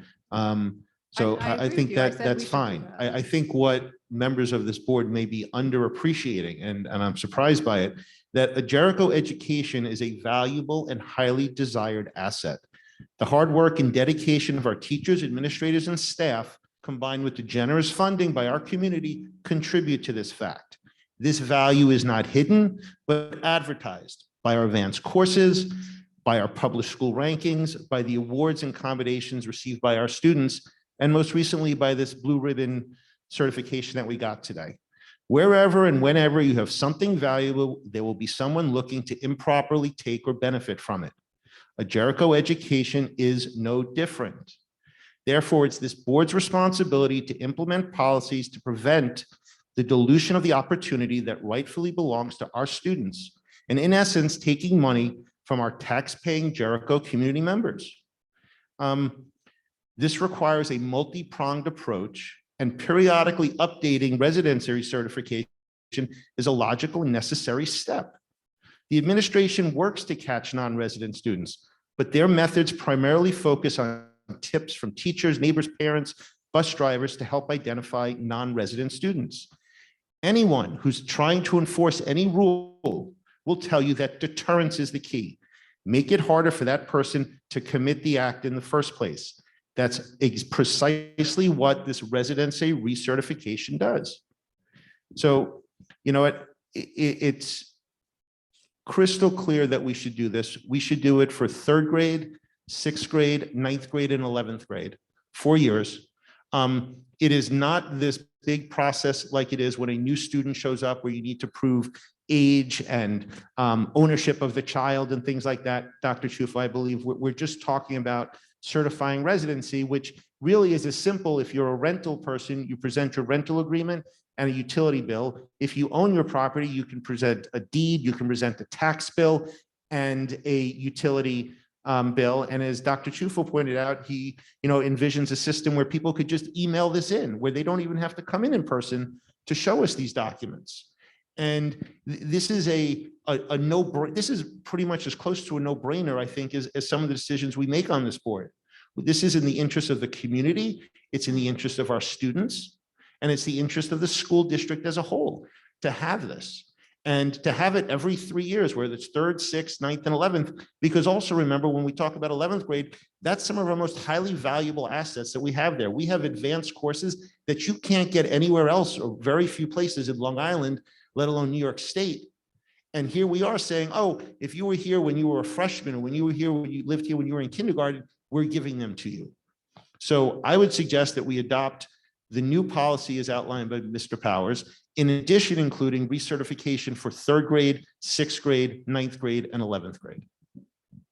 And allow the administration, and led by Dr. Chufo, and I think you said Dr. Provenzano was involved in this, to figure out the most efficient way to do this. Because really, to recertify your residency, it sounds like it should take a person 5 minutes at most. There's no cost, and what we're going to be doing is potentially saving the district money. So the reason that we discussed doing it as a pilot, because if we find that there's no one violating, if the policies that are already in effect that Ben's department has been doing, and we don't find anyone, it still is a burden to everyone in the community who has to look for their documents. And it's a burden to the staff that has to review it, accept, log in, and review all these documents. So I'm not saying that we shouldn't do it, but I have said we should do it as a pilot for 1 year. And if we find that it's finding people, then it's a valuable use of people's time and effort. If we're not finding people, it's a waste of time. So it's not a no-brainer. And I'm not saying we shouldn't try it, but I think we should try it. And if it's productive, continue it. If it's not productive, don't waste people's time and effort. And I think we're just referring to what Wait, who Mr. just- Powers said about a pilot is not something that makes sense from a he just- legal no, he didn't. perspective. That's what he said. That's not me. I'm not Okay, using but- my arguments. I know, No, but actually, I didn't say that. I didn't say it doesn't make sense. I said you don't have to put that word pilot in the policy. This Board of Education, sir, always has the opportunity to take a look at a policy and say, we're going to change that. And you change it by a majority vote of the Board of Education. So I didn't say it's a waste. So with a pilot, I think I understand what Jill's concept is. Let's take a look at it. Let's see how it works. I will say this. I know of no district that does it 3rd, 6th, 9th, and 11th. The ones that do this are at the beginning of middle school and the beginning of high school. So you just have to determine in terms of manpower, people power, whether this is going to create a burden. Having done some homework on this for a district that does it for the beginning of middle school and high school, it took a clerical about a 0.5 FTE, so half of her time to work on something like this. So, perhaps what you want to do is take a look at it, and I'll leave it up to you guys as where you're going to do it 3rd, 6th, 9th, or 11th, or 5th and 8th. That's going to be completely up to you. And then you're going to have to turn to Dr. Chufo and say, how much of a burden was this and was it beneficial to you? So, those are a couple of suggestions before the board. If I could just respond to that, a couple of things. One, if I misspoke or misquoted you, at least it's a waste of the ink that's used to put the word pilot into the policy. As you said, we can adopt the policy, and 3 months later, 6 months later, 12 months later, we can rescind the policy to make it go away. Second of all, this is a policy also about deterrence. And so if you have someone and you're only doing it for 2 years and someone says, oh, they put this in as a policy that they're only going to have for 1 year. If I'm currently in XYZ grade where I know I'm not going to get checked for 3 more years, you're naturally going to say this policy is not going to affect me, and you're going to continue to roll the dice and hope that later on this policy will get rescinded and it won't be here by the time they have to recertify their residency. And finally, along the point that we talked about, I did some back of the envelope math. It may be wrong, and I apologize in advance. If we have to recertify 1,000 families, and it takes 15 minutes to do each family, that is 250 man hours. If you have a 40-hour work week, that is 6 weeks worth of work for somebody. It is not half of their job. It is not a quarter of their job. It is a small fraction of their job. And so this is in no way, I'm not saying that people in this district don't work hard, that they don't have other things that they can be doing. But if we're talking about protecting the integrity and the assets of this district, 6 weeks of one person's job. And I'm telling you, I don't think it takes 15 minutes on average, because I think most people, it's going to take this district 30 seconds to 120 seconds to process those people. And that will leave plenty of time for others to, if it takes them 45 minutes or an hour to work out those because they're more complicated problems, then that's what it works out to. But this is in no way an administrative, based on the numbers. I would defer to Dr. Chufo and Dr. Provenzano about the very, specifics about it. But I haven't heard an argument that in any way says this is a bad idea. Can I also add, Jill, just responding to what you said, and I know Mr. Trufo already stated this in a couple of meetings. I definitely disagree that this policy is a step forward, and our neighbors should not have to rat out their own neighbors. Our friends, our community members should not have to rat out their neighbors to say that somebody is attending the school legally. It's not their job. So this is a step forward to prevent anyone attending the schools which should not be, and just moving forward. So I definitely am in favor of adopting this policy side. Let's kind of put this to a vote and get this over with. Well, let's see if anyone else has something to say before we put it to a vote. You said that there's no other schools that have done 3, 6, 9, and 11. Yeah, I know of fifth grade, I'm sorry, the beginning of middle school and the beginning of high school. I have not heard of 4 grades. I haven't. It would be the most aggressive approach. Okay, see, that's where I'm struggling right now, Sam. I actually completely understand and support what you're saying, and I absolutely think it's worth giving this a try. But 3, 6, 9, and 11 feels just way too much. And I can understand that. I just ask why? Why is it too much? And I'll tell you, one of the concerns I have is that there are already people on this board who are talking about getting rid of this policy before we've ever adopted it. I don't know And who's, so- wait, Sam, who talked about getting rid of it? Actually, I've heard the Mrs. opposite. Citron did. Mrs. Actually, Citron. I didn't hear Jill talk about getting rid of it. What I heard Jill talk about was wanting to try it and then reevaluate. I did not hear her disagree with you. I heard her talk about looking at getting rid of it after only 1 year and basing a decision on this policy on 1 year's worth of data. If that is even a possibility, then I think we should try during that 1 year to accumulate and collect as much data as possible. And if that gives us 4 years of grades, then that's even perfect, because then in a year from now, when the 5 of us, or if the 5 of us are here to reevaluate, that we'll have more data to make that decision on. If we're just picking 2 data points, I think that's the wrong way to do it. And especially if, and I'm not saying she said to get rid of it, but she wants to reevaluate its efficacy in 12 months, we should get as much data as possible. And again, I think aggressive is the wrong word to use with regards to this policy. There's nothing aggressive about this policy. This is actually a pretty non-aggressive way of having this. I think some of our other methods, which hopefully this will cut back on, are much more aggressive. Having private investigators, having, sending people out to people's homes to confirm this, having, as Mrs. Vartanoff talked about, having, one neighbor rat on the other neighbor. And, I don't want to use the word rat, but let's assume that for whatever reason, that's a misunderstanding. Now you've turned neighbor against neighbor for no reason. And I think one of the things we need to do is do as much as we can as a school district to get the community comfortable that the people who are here are the ones who are the taxpayers. And, you've seen the same emails as us. There are people that we do ask for recertification every year, and there's some who take that as a discriminatory type of act. And I think by doing this, we take away that argument. We take away the argument from people who say, oh, there's all these people here who shouldn't be here, because we'll now have done everything that we could reasonably do at this point to make sure that we've been able to vet those people out. They're just in response to what you said about ratting out on your neighbors. If I'm correct, Ben, that's confidential. When somebody calls in, nobody says who is having the concern, right? I mean, so that's kept confidential, Sam.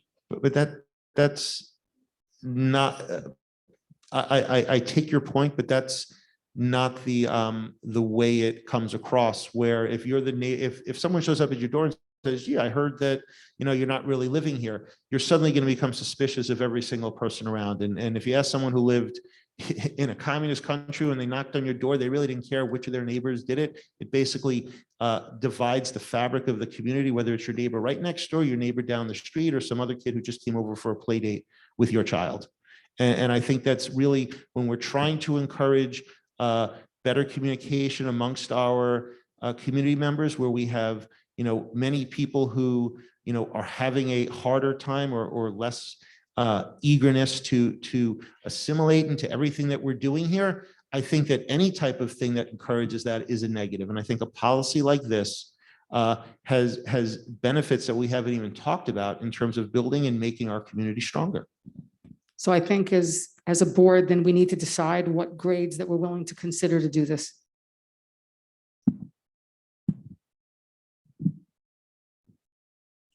Then I make a motion to adopt the policy as drafted by Mr. Powers, including the grades 3, 6, 9, and 11. And that's a motion that I'll make for this board, if anyone wants to second it. Sam, I'll second that. So, Chris, how does it work if I want to make a different motion? You would have to, in that Jennifer is now second, that you had to call a vote with the 4 dates. And then you look to see what the vote is. If the majority, 3 of you say we're going to go with those 4 dates, then that is the first reading. If there are insufficient votes to support Sam's motion now having been seconded by Jennifer, then you would step up and offer another series of dates. That's how it would work, Jill. Chris, can you amend a motion or not? You can, but in this case, Sam has made a motion, Hank. Jennifer has now seconded, so you had to call the vote at this point. So that's kind of where you are. So at this point, Jill, in your capacity as the board president, you had to call a vote on the motion that's on the floor. Okay. Well, we could have further discussion though before you. Correct. Does anyone want to, before we vote, does anyone have any further discussion on this motion? Okay, all in favor? Okay, so the vote is 2 in the affirmative, so it does not carry. So this would be the appropriate time for a board member to make a suggested other change, or you can leave it as is. Does anyone have another motion to make? Divya, I haven't heard from you. I would love to know what you think. I like the policy as it's written in the agenda packet I do agree that this is a worthwhile investigation, if for nothing else than to put our community's mind at ease that the policies we have in place are working. I worry about it being a burden, doing it at 4 different checkpoints, and question what it will yield. And I think that we might get information that's just as valid by doing these 2 years. I think the point that's being missed there, and I think it's something that Dr. Chufo talked about earlier, that at the elementary school level, there is a fair amount of interaction between parents, students, and teachers. And perhaps at the elementary school level, we're able to get that information to identify students who might not be living here. So given that my motions failed and no one else has stepped up, I'm going to make another motion. I motion that we adopt Mr. Powers's new policy as adopted, and we accept recertification for grades 6, 9, and 11. And I point that out only because in high school, we have very little ability to get some of this interaction with teachers where, they can help identify who students who don't belong in this district are. And those are some of our most highly valued classes, our most highly valued clubs, our most highly valued research opportunities. And for people who are entering their junior year in high school, it's a make or break year. And so I think 6, 9, and 11 would be a very appropriate time. So I make a motion that we adopt Mr. Powers' redrafted policy. It includes grades 6, 9, and 11. So before that second, can I make a counter to that motion? Well, Chris? first you'd have to listen and see there's a second to what Sam Oh, so just you can't proposed. amend it until there's a second. Correct. Okay. I think that's fair, Sam. I would second that motion. Okay, so now Jill, you can call a vote on the motion that's on the floor at this point. Okay, so just to reiterate, what's the years that you're saying? 6, 9, and 11. Six, That's nine, 11. entering 6, entering 9, entering 11, correct? Okay, all in favor? Okay, it's a 2-0, therefore the motion does not carry. Okay, is there another motion? I'll make a motion. I mean, usually the president doesn't make a motion before, give everyone opportunity. I make a motion that we do it going into, what do you have in there, 6 and 9? Oh, I make a motion of doing the recertification going into 6 and 9.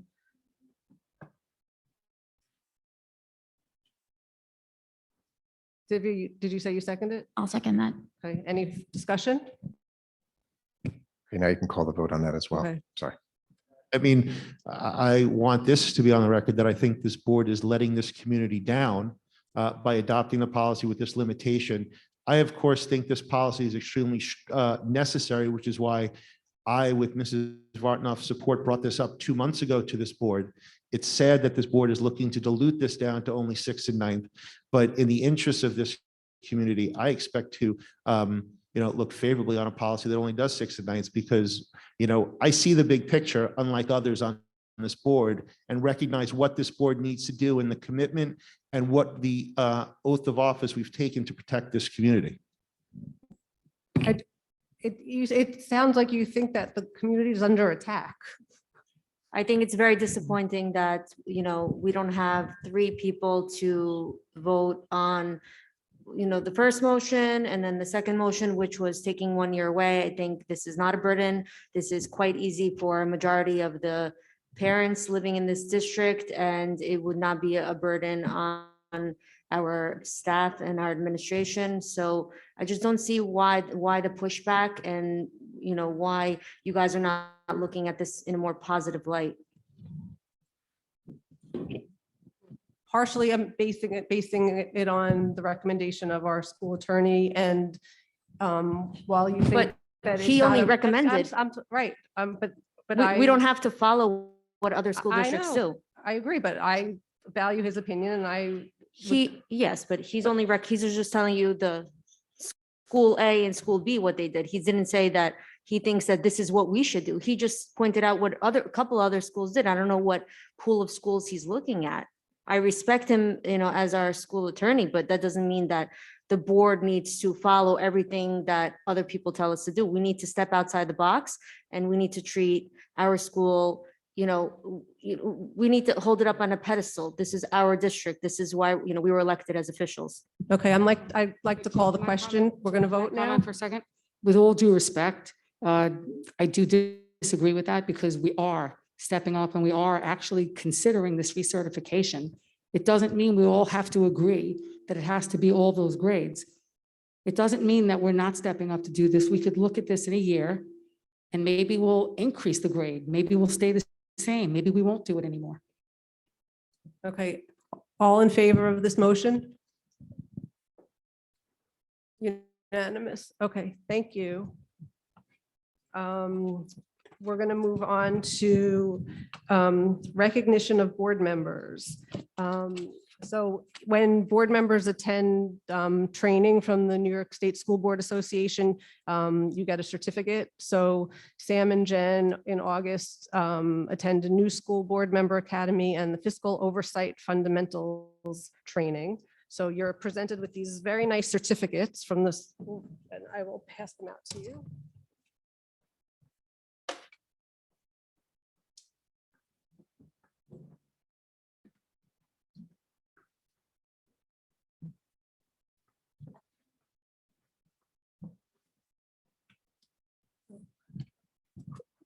We need to make sure Divya gets hers from last year. Put that on your list.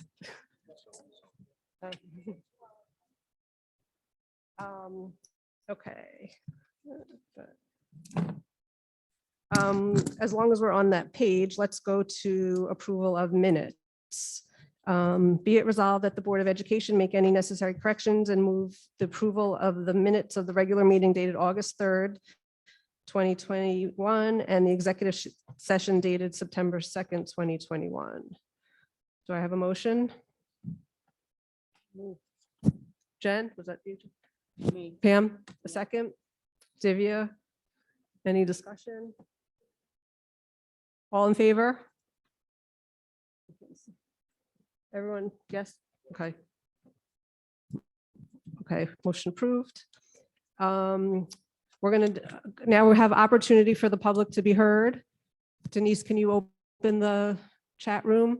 And I like to let the people who show up in person speak first. So is there anyone who has anything that they want to say?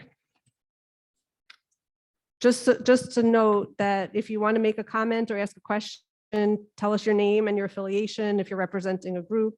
And if you want your statement to be included in the minutes, you must hand in or email a written copy to Victor immediately before speaking. And public discussion on matters relating to staff or students at which their reputation, privacy, or right to due process, or those of others that could be in some way be violated, is prohibited. And then we're going to ask Victor to read the chat questions. Jill, before I do that, we received an email from a resident who couldn't be here this evening and wanted their statement read and put into the minutes. Good evening. My name is Robert Wozniak, and I am a resident of Jericho with children attending Kaniag Elementary School. I am here this evening to state my concern about several school events past and planned. Last Friday, a welcome back picnic was held at each of the 3 elementary schools. I briefly visited the one at Kaniag. I estimate that well more than 100 attended. I consider the event to have been a success, but by ordinary measures. But given the current situation with COVID-19 still an issue and with the number of Delta variant cases rapidly rising, it would seem to me that unnecessary risks were taken by attempting to return to some element of normal. Within the buildings, when school is in session, there are many protocols to ensure that students and staff are not affected by a COVID-19 infection. Outdoors, during activities such as recess, mask wearing is optional. However, students in the same class are grouped together and are separated from students from other classes and grades. This separation helps to reduce the risk of contamination and the task of contact tracing should an infection be discovered. At the Kaniak picnic, the outdoor protocols were not followed. Attendees commingled as usual pre-pandemic. Perhaps the people of the community have relaxed their attention to the pandemic, but the district cannot take the same approach. An event that is held on school grounds must be held to the same safety protocols adopted by the district. I think we need to keep students safe on school grounds, both during and after school hours. The next event that I am aware of is the homecoming that will be tomorrow and Saturday, September 25th at the middle high school. Surely at this festive event, the pandemic will be out of sight, out of mind. One of our neighboring school districts, Syosset, isn't scheduling extracurricular in-person events of any type. It would seem that theirs is a more sensible belief that COVID-19 and its variants are still omnipresent. What is the district's thought process? I believe that Syosset is holding a homecoming activity in October. Before the picnics, we had 3 picnics last Friday.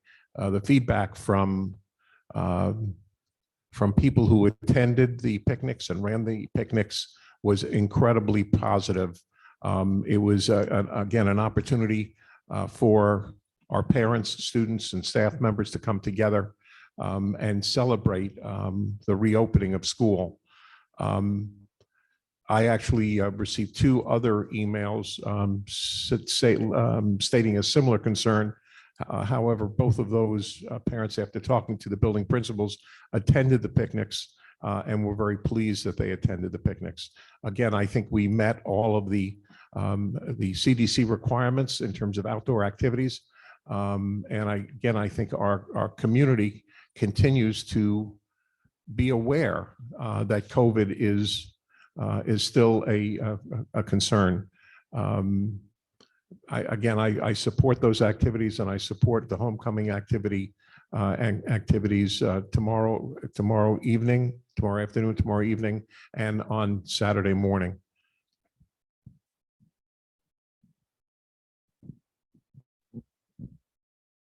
There are a couple of questions in the chat. The first one from Paula Cassiani. What is exactly the process of resident recertification? What should a homeowner have to do? then how are the documents then verified? I mean, I think once the policy comes out and we'll send out, I mean, it's a whole long thing. Do you want to answer it now or when we send, I mean, when we do it, we'll send out the information. Once the policy is adopted, we will send explicit information about what is required to every parent in those grades. We'll also be available for any question that a parent may have in the middle of the process. We'll be very clear as to what is required. We don't expect it to be an onerous process at all. We're going to make it as simple as possible and even reduce the need for a person to come in. They can email documents. I don't see it as an onerous process. I think we'll explain it once we adopt the policy. And if there are any questions, they're certainly welcome to call my office for any questions at all. Another question from Paula Gassiani. Does contact tracing include lunch companions of the positive student? Yes. Question from Ira Chekla. Is there a difference in teaching and job responsibilities for vaccinated versus non-vaccinated teachers and staff that may be exposed to COVID? No. Those are all the questions. Okay, Denise, you can close the chat. Thank you. Sam, do you want to say something? Just out of order, Mr. Powers, I apologize. I got so caught up in our 3rd, 6th, 9th, 11th proposal that I forgot to ask you one question on your new policy.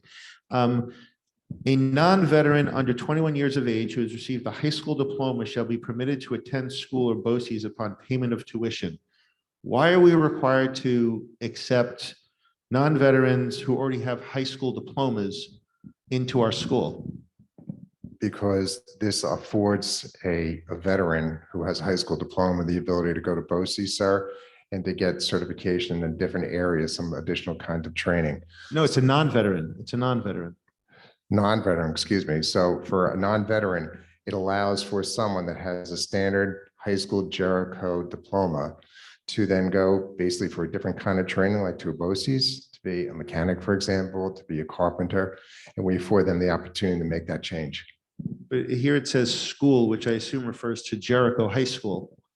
And then it says school or BOCES. Is school a wider definition than just Jericho High School? Yeah, BOCES would be a subdivision. So for someone that would need this kind of certification, you likely wouldn't have the program here in Jericho. So BOCES would be the option that that person would pursue. Right. So is the word school necessary there, or what is that It isn't. covering? It isn't necessary. So Is or isn't it? It's not. Okay, Sorry, got it. It's not, sorry. Thank you. Sure.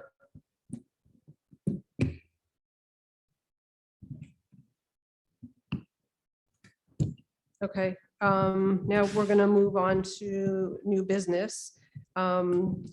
Execution of stipulation ST 2022-02. Recommended motion, be it resolved that the Board of Education hereby approves special education stipulation ST 2022-02 for the 21-22 school year and direct the superintendent to sign such stipulation on behalf of the board. Do I have a motion? So moved. Pam, second. Sam, all in favor? Unanimous. Thank you. Okay, so now, as Ben was saying, we have a bunch of policies that were, I guess, these presented to us by the policy committee that we should be updating. The first one is policy 5640, smoking tobacco use.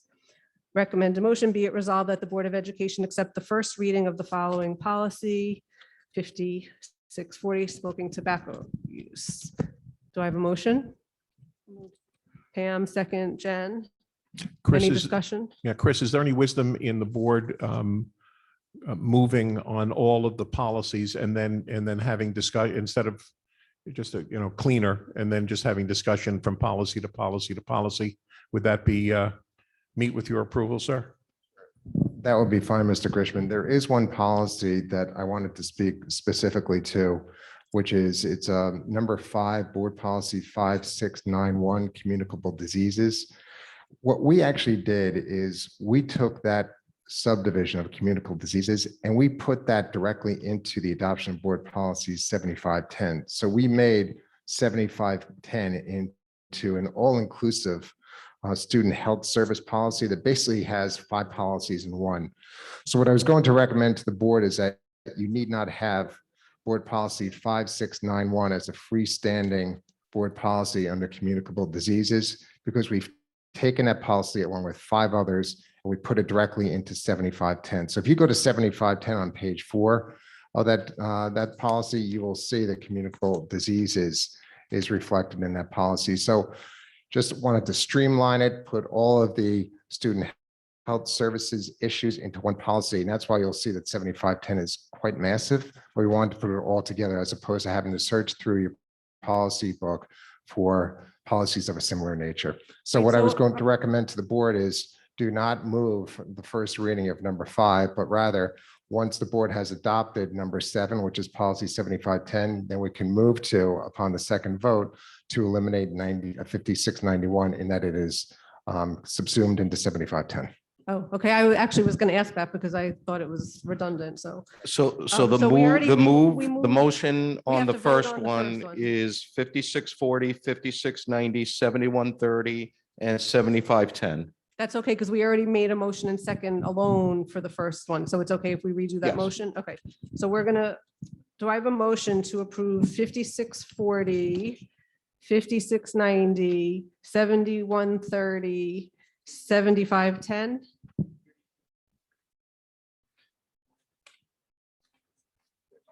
Right. No, well, we didn't do it as a first reading. We just, we just approved the language, or Chris, was that the first reading? Make a motion to discuss. That was, yeah. So I took the discussion as to insert those 2 dates for middle school and high school. So just so in terms of process, tonight, this is just on for first reading for all the board.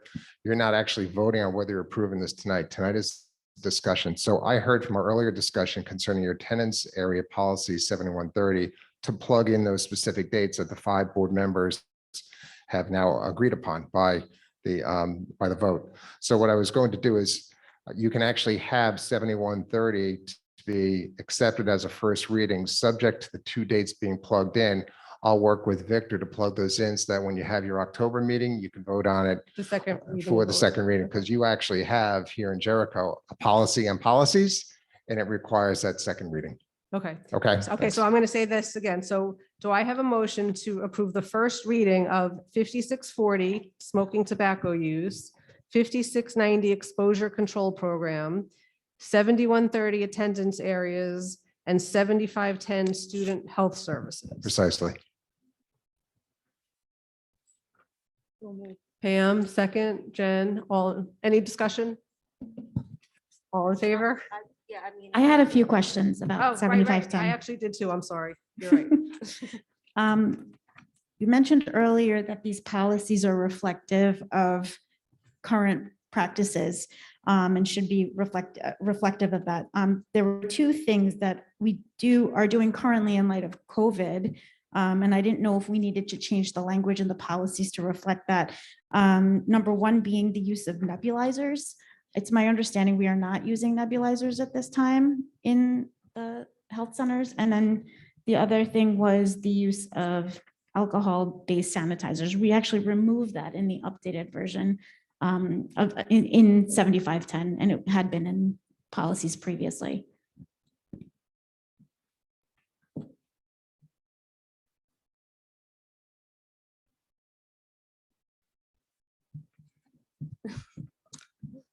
We would need to check in terms of whether we are utilizing nebulizers. To my knowledge, we're not, but we need to check with Kim and the nurses to see if we're currently utilizing nebulizers in school. So the question is, the policy doesn't match what we're currently doing, but we're doing something different because of COVID? Correct. We So are, we're like, my so- understanding is we're not using nebulizers currently because of COVID. We had been in the past and likely will once So this it sounds like- pandemic is So it sounds over. like we should adopt the policy for general times and Put in a we're- stipulation it- during. We're living under an exception that Same with the hand nurses are going with. I sanitizer. mean, What I would recommend is that if the nebulizers are not being used during COVID, that we can receive a directive from the Board of Education that such nebulizers during this pandemic, during the state that we're in, not be used. We then take that and await further word from the board as to whether that can revert back to its original language. So if right now, as a result of speaking to Kim, we come to learn they have not been using nebulizers, we can direct that be the case for the balance of the COVID issues. So I do have a text back from Kim. Currently, if a student needs to use a nebulizer per doctor's prescription, they go outside the building in an open space. And again, that's if, again, it's absolutely necessary that a student needs the nebulizer. As of right now, we're currently, we have no students who are under that prescription. So it sounds like they're dealing with it, Mr. Grishman, on a case-by-case basis. You know, Kim with her office has actually come up with a plan to address that particular need for that particular child. So if that is the case, I think you would leave the language as is. And it sounds like Kim has it under control and is doing what she needs to do to protect the child. Thanks.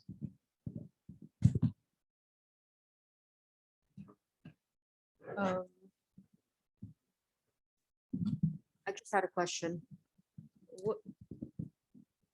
For communicable diseases, it shows that basically the nurse makes a decision whether the student can return with or without a doctor's note.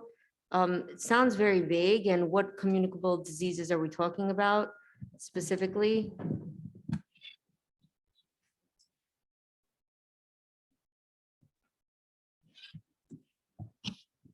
So I actually pulled the regulations as to what communicable diseases are, and there's a lot of them. I'll give you the big ones. Cholera, diphtheria, E. coli, hepatitis A, B, and C, malaria, meningitis, pertussis, mumps, smallpox. Those are communicable diseases. And what we've done, Jennifer, is we've taken that information from that original policy and we've plugged it into 7510. So we've addressed it in that new policy as opposed to the freestanding communicable disease policy. We wanted to get everything related to student health in one spot as a ready reference. And again, according to information, the nurses do not make that decision, but the Department of Health does. So the Department of Health is contacted and they give us direction. It's I was current- COVID, not on that current list. practice. Wait, I have I think I have a similar question as Jen. So it says that a student must be cleared to return to school by their healthcare provider. Is that subject to, you know, our school doctor approving that, or could Our, we, like, our school physician, and I would assume the Department of Health. so isn't that too, I don't know, too vague or too limiting, or?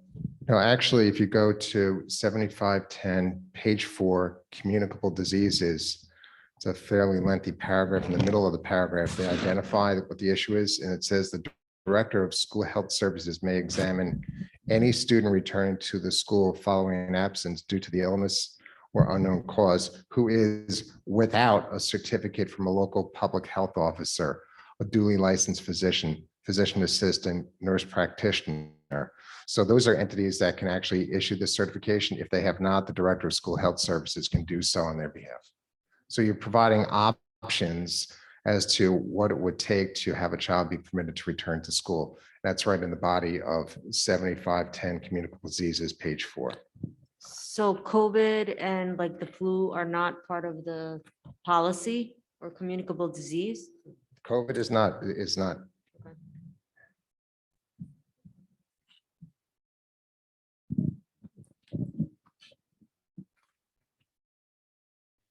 Just had one other question in the policy. It keeps referencing our emergency healthcare provider. Who is our emergency healthcare provider? That would be our school physician, Dr. Marino. Wait, I'm just looking, I'm sorry for that language. So the language communicable diseases is not the same language that was in that policy. Okay. I had sent in, it's kind of nitpicky, but to add 4 commas to the first page of that policy. So what? You only want to, you only will accept 3 comments? I think you should only accept 2. I think you should only accept 2, to be fair, Do because we- you wanted 4 and I gave you 2. So if you Do you have a only give mo- me 2 comments. Do we have a motion for that? So what should I do about the comments? Ben will take care of that. Thanks. Okay, I sent them to you. Do you know where the commas go, Ben? Yeah, and I would Okay. compromise and do 3 commas, Ben. Okay. And it looked like the prior policy said that we had to provide feminine hygiene products. I don't see that in this policy. So, I mean, is that necessary that we should, like, we would provide them anyway without a policy? So does it not matter? I'll have to check whether you have to do that.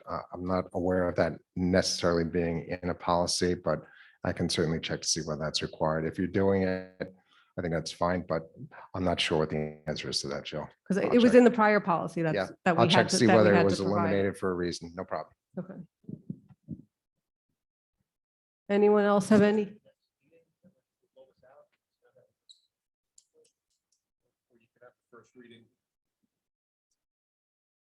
And we could have a first reading and make those adjustments before we do the second reading. Okay, so if anyone on the board has any further comments or questions, we get them in before we have the next reading. Okay. Do I have a vote on these policies, the first reading of these policies? I apologize. I know I'm new here. So how are we having a first reading if we're making changes?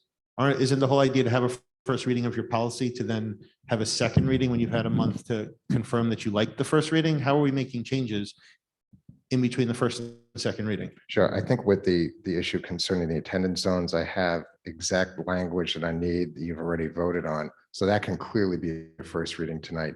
Where you're adding, like, for example, Jill raised the issue of the feminine hygiene products. That's not in here right now. So until I get you an answer on it, you really can't have a first reading on that. These readings can move pretty quickly under your policy of policies. You can even do it in 1 reading as opposed to 2 if it's absolutely necessary to do so. So in that there is a pending issue concerning the feminine hygiene products, please hold off on having that as a first reading. We could certainly do it. We currently do provide that to our kids. Okay, but I think what Jill wanted to know is whether it needs to be in the policy, and I do not know the answer to that. If it was eliminated, I had to let you know that I don't know the answer to that right now. So what I would recommend is that you hold off with that particular policy until I get that definitive word for you. Okay. So whoever is in charge of this, making the agenda next month, we need to put the student health services 7510 as a first reading next time. According to board policy, that's the board president. Okay, so when I tell you to do it, you'll do it? Can we get that clip just as a splice on the YouTube? Okay, so do I have a vote on, so now it's the first reading of 5640, 5690, and 7130. No, it's a motion. We're just a vote now. We already did the motion. Does everyone vote in favor? Everyone in favor? Okay. Yep. Okay. Great. Moving right along. So we're tabling 7510 until the next meeting. Yes. Okay. Can we accept the external and internal Jill, audit report I'm sorry, together? can I ask you to just do the funding of reserves prior to accepting the reports? Sure. Thank you. Okay. Be it resolved that the Jericho Union Free School District approve the funding of reserves as indicated on the attached. So I have a motion. We need a motion, then we can discuss. Yeah. I'll make the motion. Second. Divya. Should we have, let's have Victor explain it and then. That's fine. Sure. We have, each year we provide a capital reserve, a reserve plan for the district, which includes all of our reserves. Indicated in the attachment is when the reserve was first authorized, the funding levels of the particular reserves, and the dollar amount of the reserve at the end of last year, and the dollar amount of the reserve based on the additions that we're presenting and recommending this year. So the first reserve is the reserve for the employees' retirement system. That is for non-instructional staff. The annual cost hovers around $2.2 million. We have the reserve in order to protect against any spikes in any particular annual cost because the first 2 percentage points increase in that reserve and the TRS reserve is not allowed to be excluded within the property tax cap formula. So for example, a 2 percentage point move in the teacher's retirement system would be over $1 million increase in any particular year. So we have the reserve there to back that up in any year where the employer contribution rate increases at an excessive level. We have the capital reserves indicated there. Capital Reserve 3 actually has been liquidated at this point based on the proposition that was approved by the voters this past May. Capital Reserve 4, part of the proposition was to use 6.6 million of that reserve balance from last year to do the projects that were in the proposition this past May. And based upon our numbers at the end of the year, we have the ability to add 7 million into that reserve at the end of this year. We have a small reserve for unemployment costs, 254,000, and the reserve for employee benefits. This is the employee benefits accrued liability for any payouts for retirees at the end of the year. We are about 98% funded based on the liability the district has versus the reserve that is recommended. And we have been complimented for that. Yes, we have. I can't say that. So the only question I have is, on June 17th, you approved a certain amount. Was that just in anticipation of where the fiscal year was going to end? No, on June 17th, every year at the end of the year prior to June 30th, we have to provide not to exceed amounts that you're going to add to that particular reserve. So I believe at the June 17th memo that the board approved, the capital reserve was not to exceed an additional 10 million. We're putting in 7 million. There was a proposal not to exceed 2 million for the employees' retirement system, and we're only adding 300,000. There was a, I believe it was not to exceed 1 million for the TRS. We're adding 900,000. And for the employee benefits accrued liability, it was not to exceed 2 million, and we're adding 711,000. So you have to put by regulation, you have to put a not to exceed amount prior to the actual ending of the fiscal year on June 30th. Then in September, you do the actual numbers at that point, but you can't put any dollar amounts above that not to exceed amount that you did in June. So in the not to exceed amount, I think, again, back of the envelope was about 15 million. It seems like we're allocating about 9 million, and the memo you're providing us is why you're allocating the 9 million the way you're Correct. allocating it.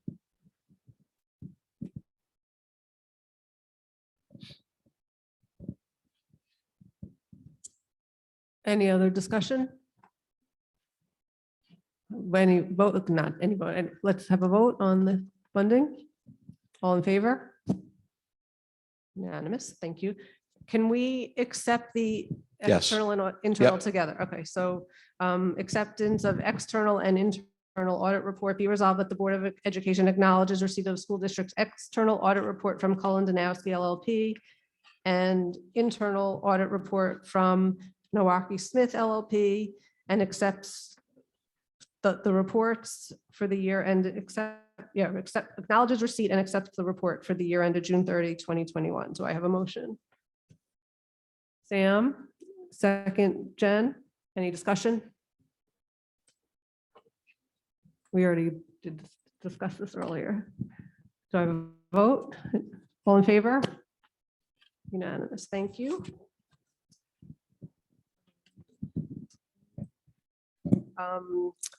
21-22 interim municipal agreement with Great Neck School District. Be it resolved that the Board of Education approve the attached 21-22 intermunicipal agreement to offer maintenance and repair services in the Jericho Transportation Facility to the Jericho Union Free School District. Do I have a motion? Anyone awake? A motion? Jen, second. Sam, any discussion? Chris, I just noticed that there's no release of liability in this, and I mean this, not release of liability. There's no, I'm drawing a blank. The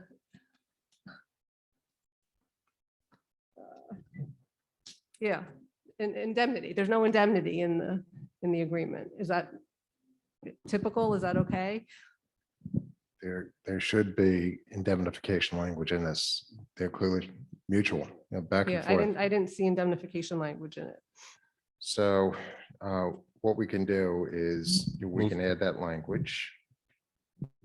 We move the table or just add the language and approve, Chris? Well, we just had to get Great Neck on board, Hank, as well. So we should table. All right, so what we can do Or is we could approve it if with language that's acceptable to you. correct. We will add indemnification language. I'll work with Victor to have the Great Neck folks take a look at it as well. In the event that they are unwilling to do so, we'll report back to you at the next board meeting, but we can keep the process rolling at this point, doing it this way. Okay, thanks. All in favor? Okay, thank you. Acceptance of donation. Be it resolved that the Board of Education accept a donation of $100 from Jericho Sept, who respectfully requests that said funds be allocated to Cooled Beans Catering. Do I have a motion? Pam, second. Jen, any discussion? Thank you, Septa.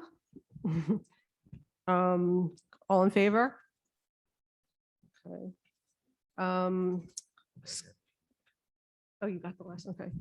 So approval of schedules, business affairs, schedules ID 11928 through 4U334. Do I have a motion? Sam, second.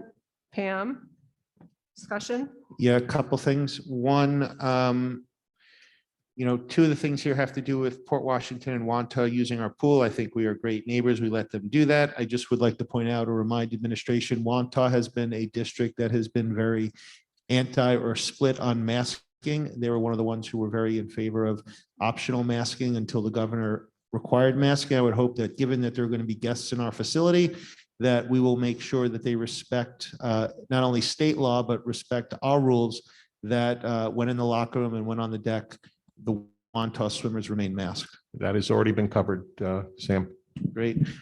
Second thing, is Laidlaw part of First Student or is First Student part of Laidlaw? First Student purchased Laidlaw. Got it. Thank you.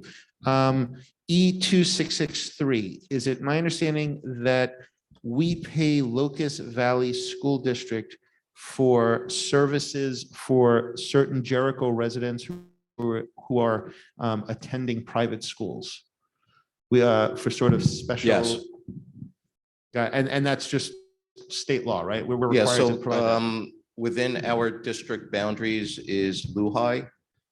So we would have to provide any special education, additional services to any students that attend there, as an example. And any of those services we would bill to another district whose resident students go to LUHI. Same with this. So if there's a private school in Locust Valley, they're providing the services. We would have to pay for any of our residents that attend that private school within that school district. Thank you. And then the last thing, I don't know who the right person is. We have a lot of schedules here about clubs in terms of being authorized and in terms of hiring faculty advisors. Where is there a listing of every club in terms of meeting times, locations, where a middle schooler or a high schooler would be able to go to say, look, these are the 8,000 clubs that Jericho offers. This is when I can go, I'm in school. Where do I find that?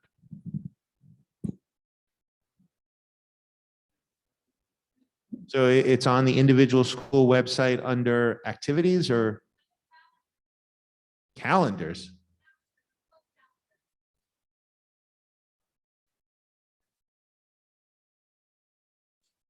Okay, thank you very much.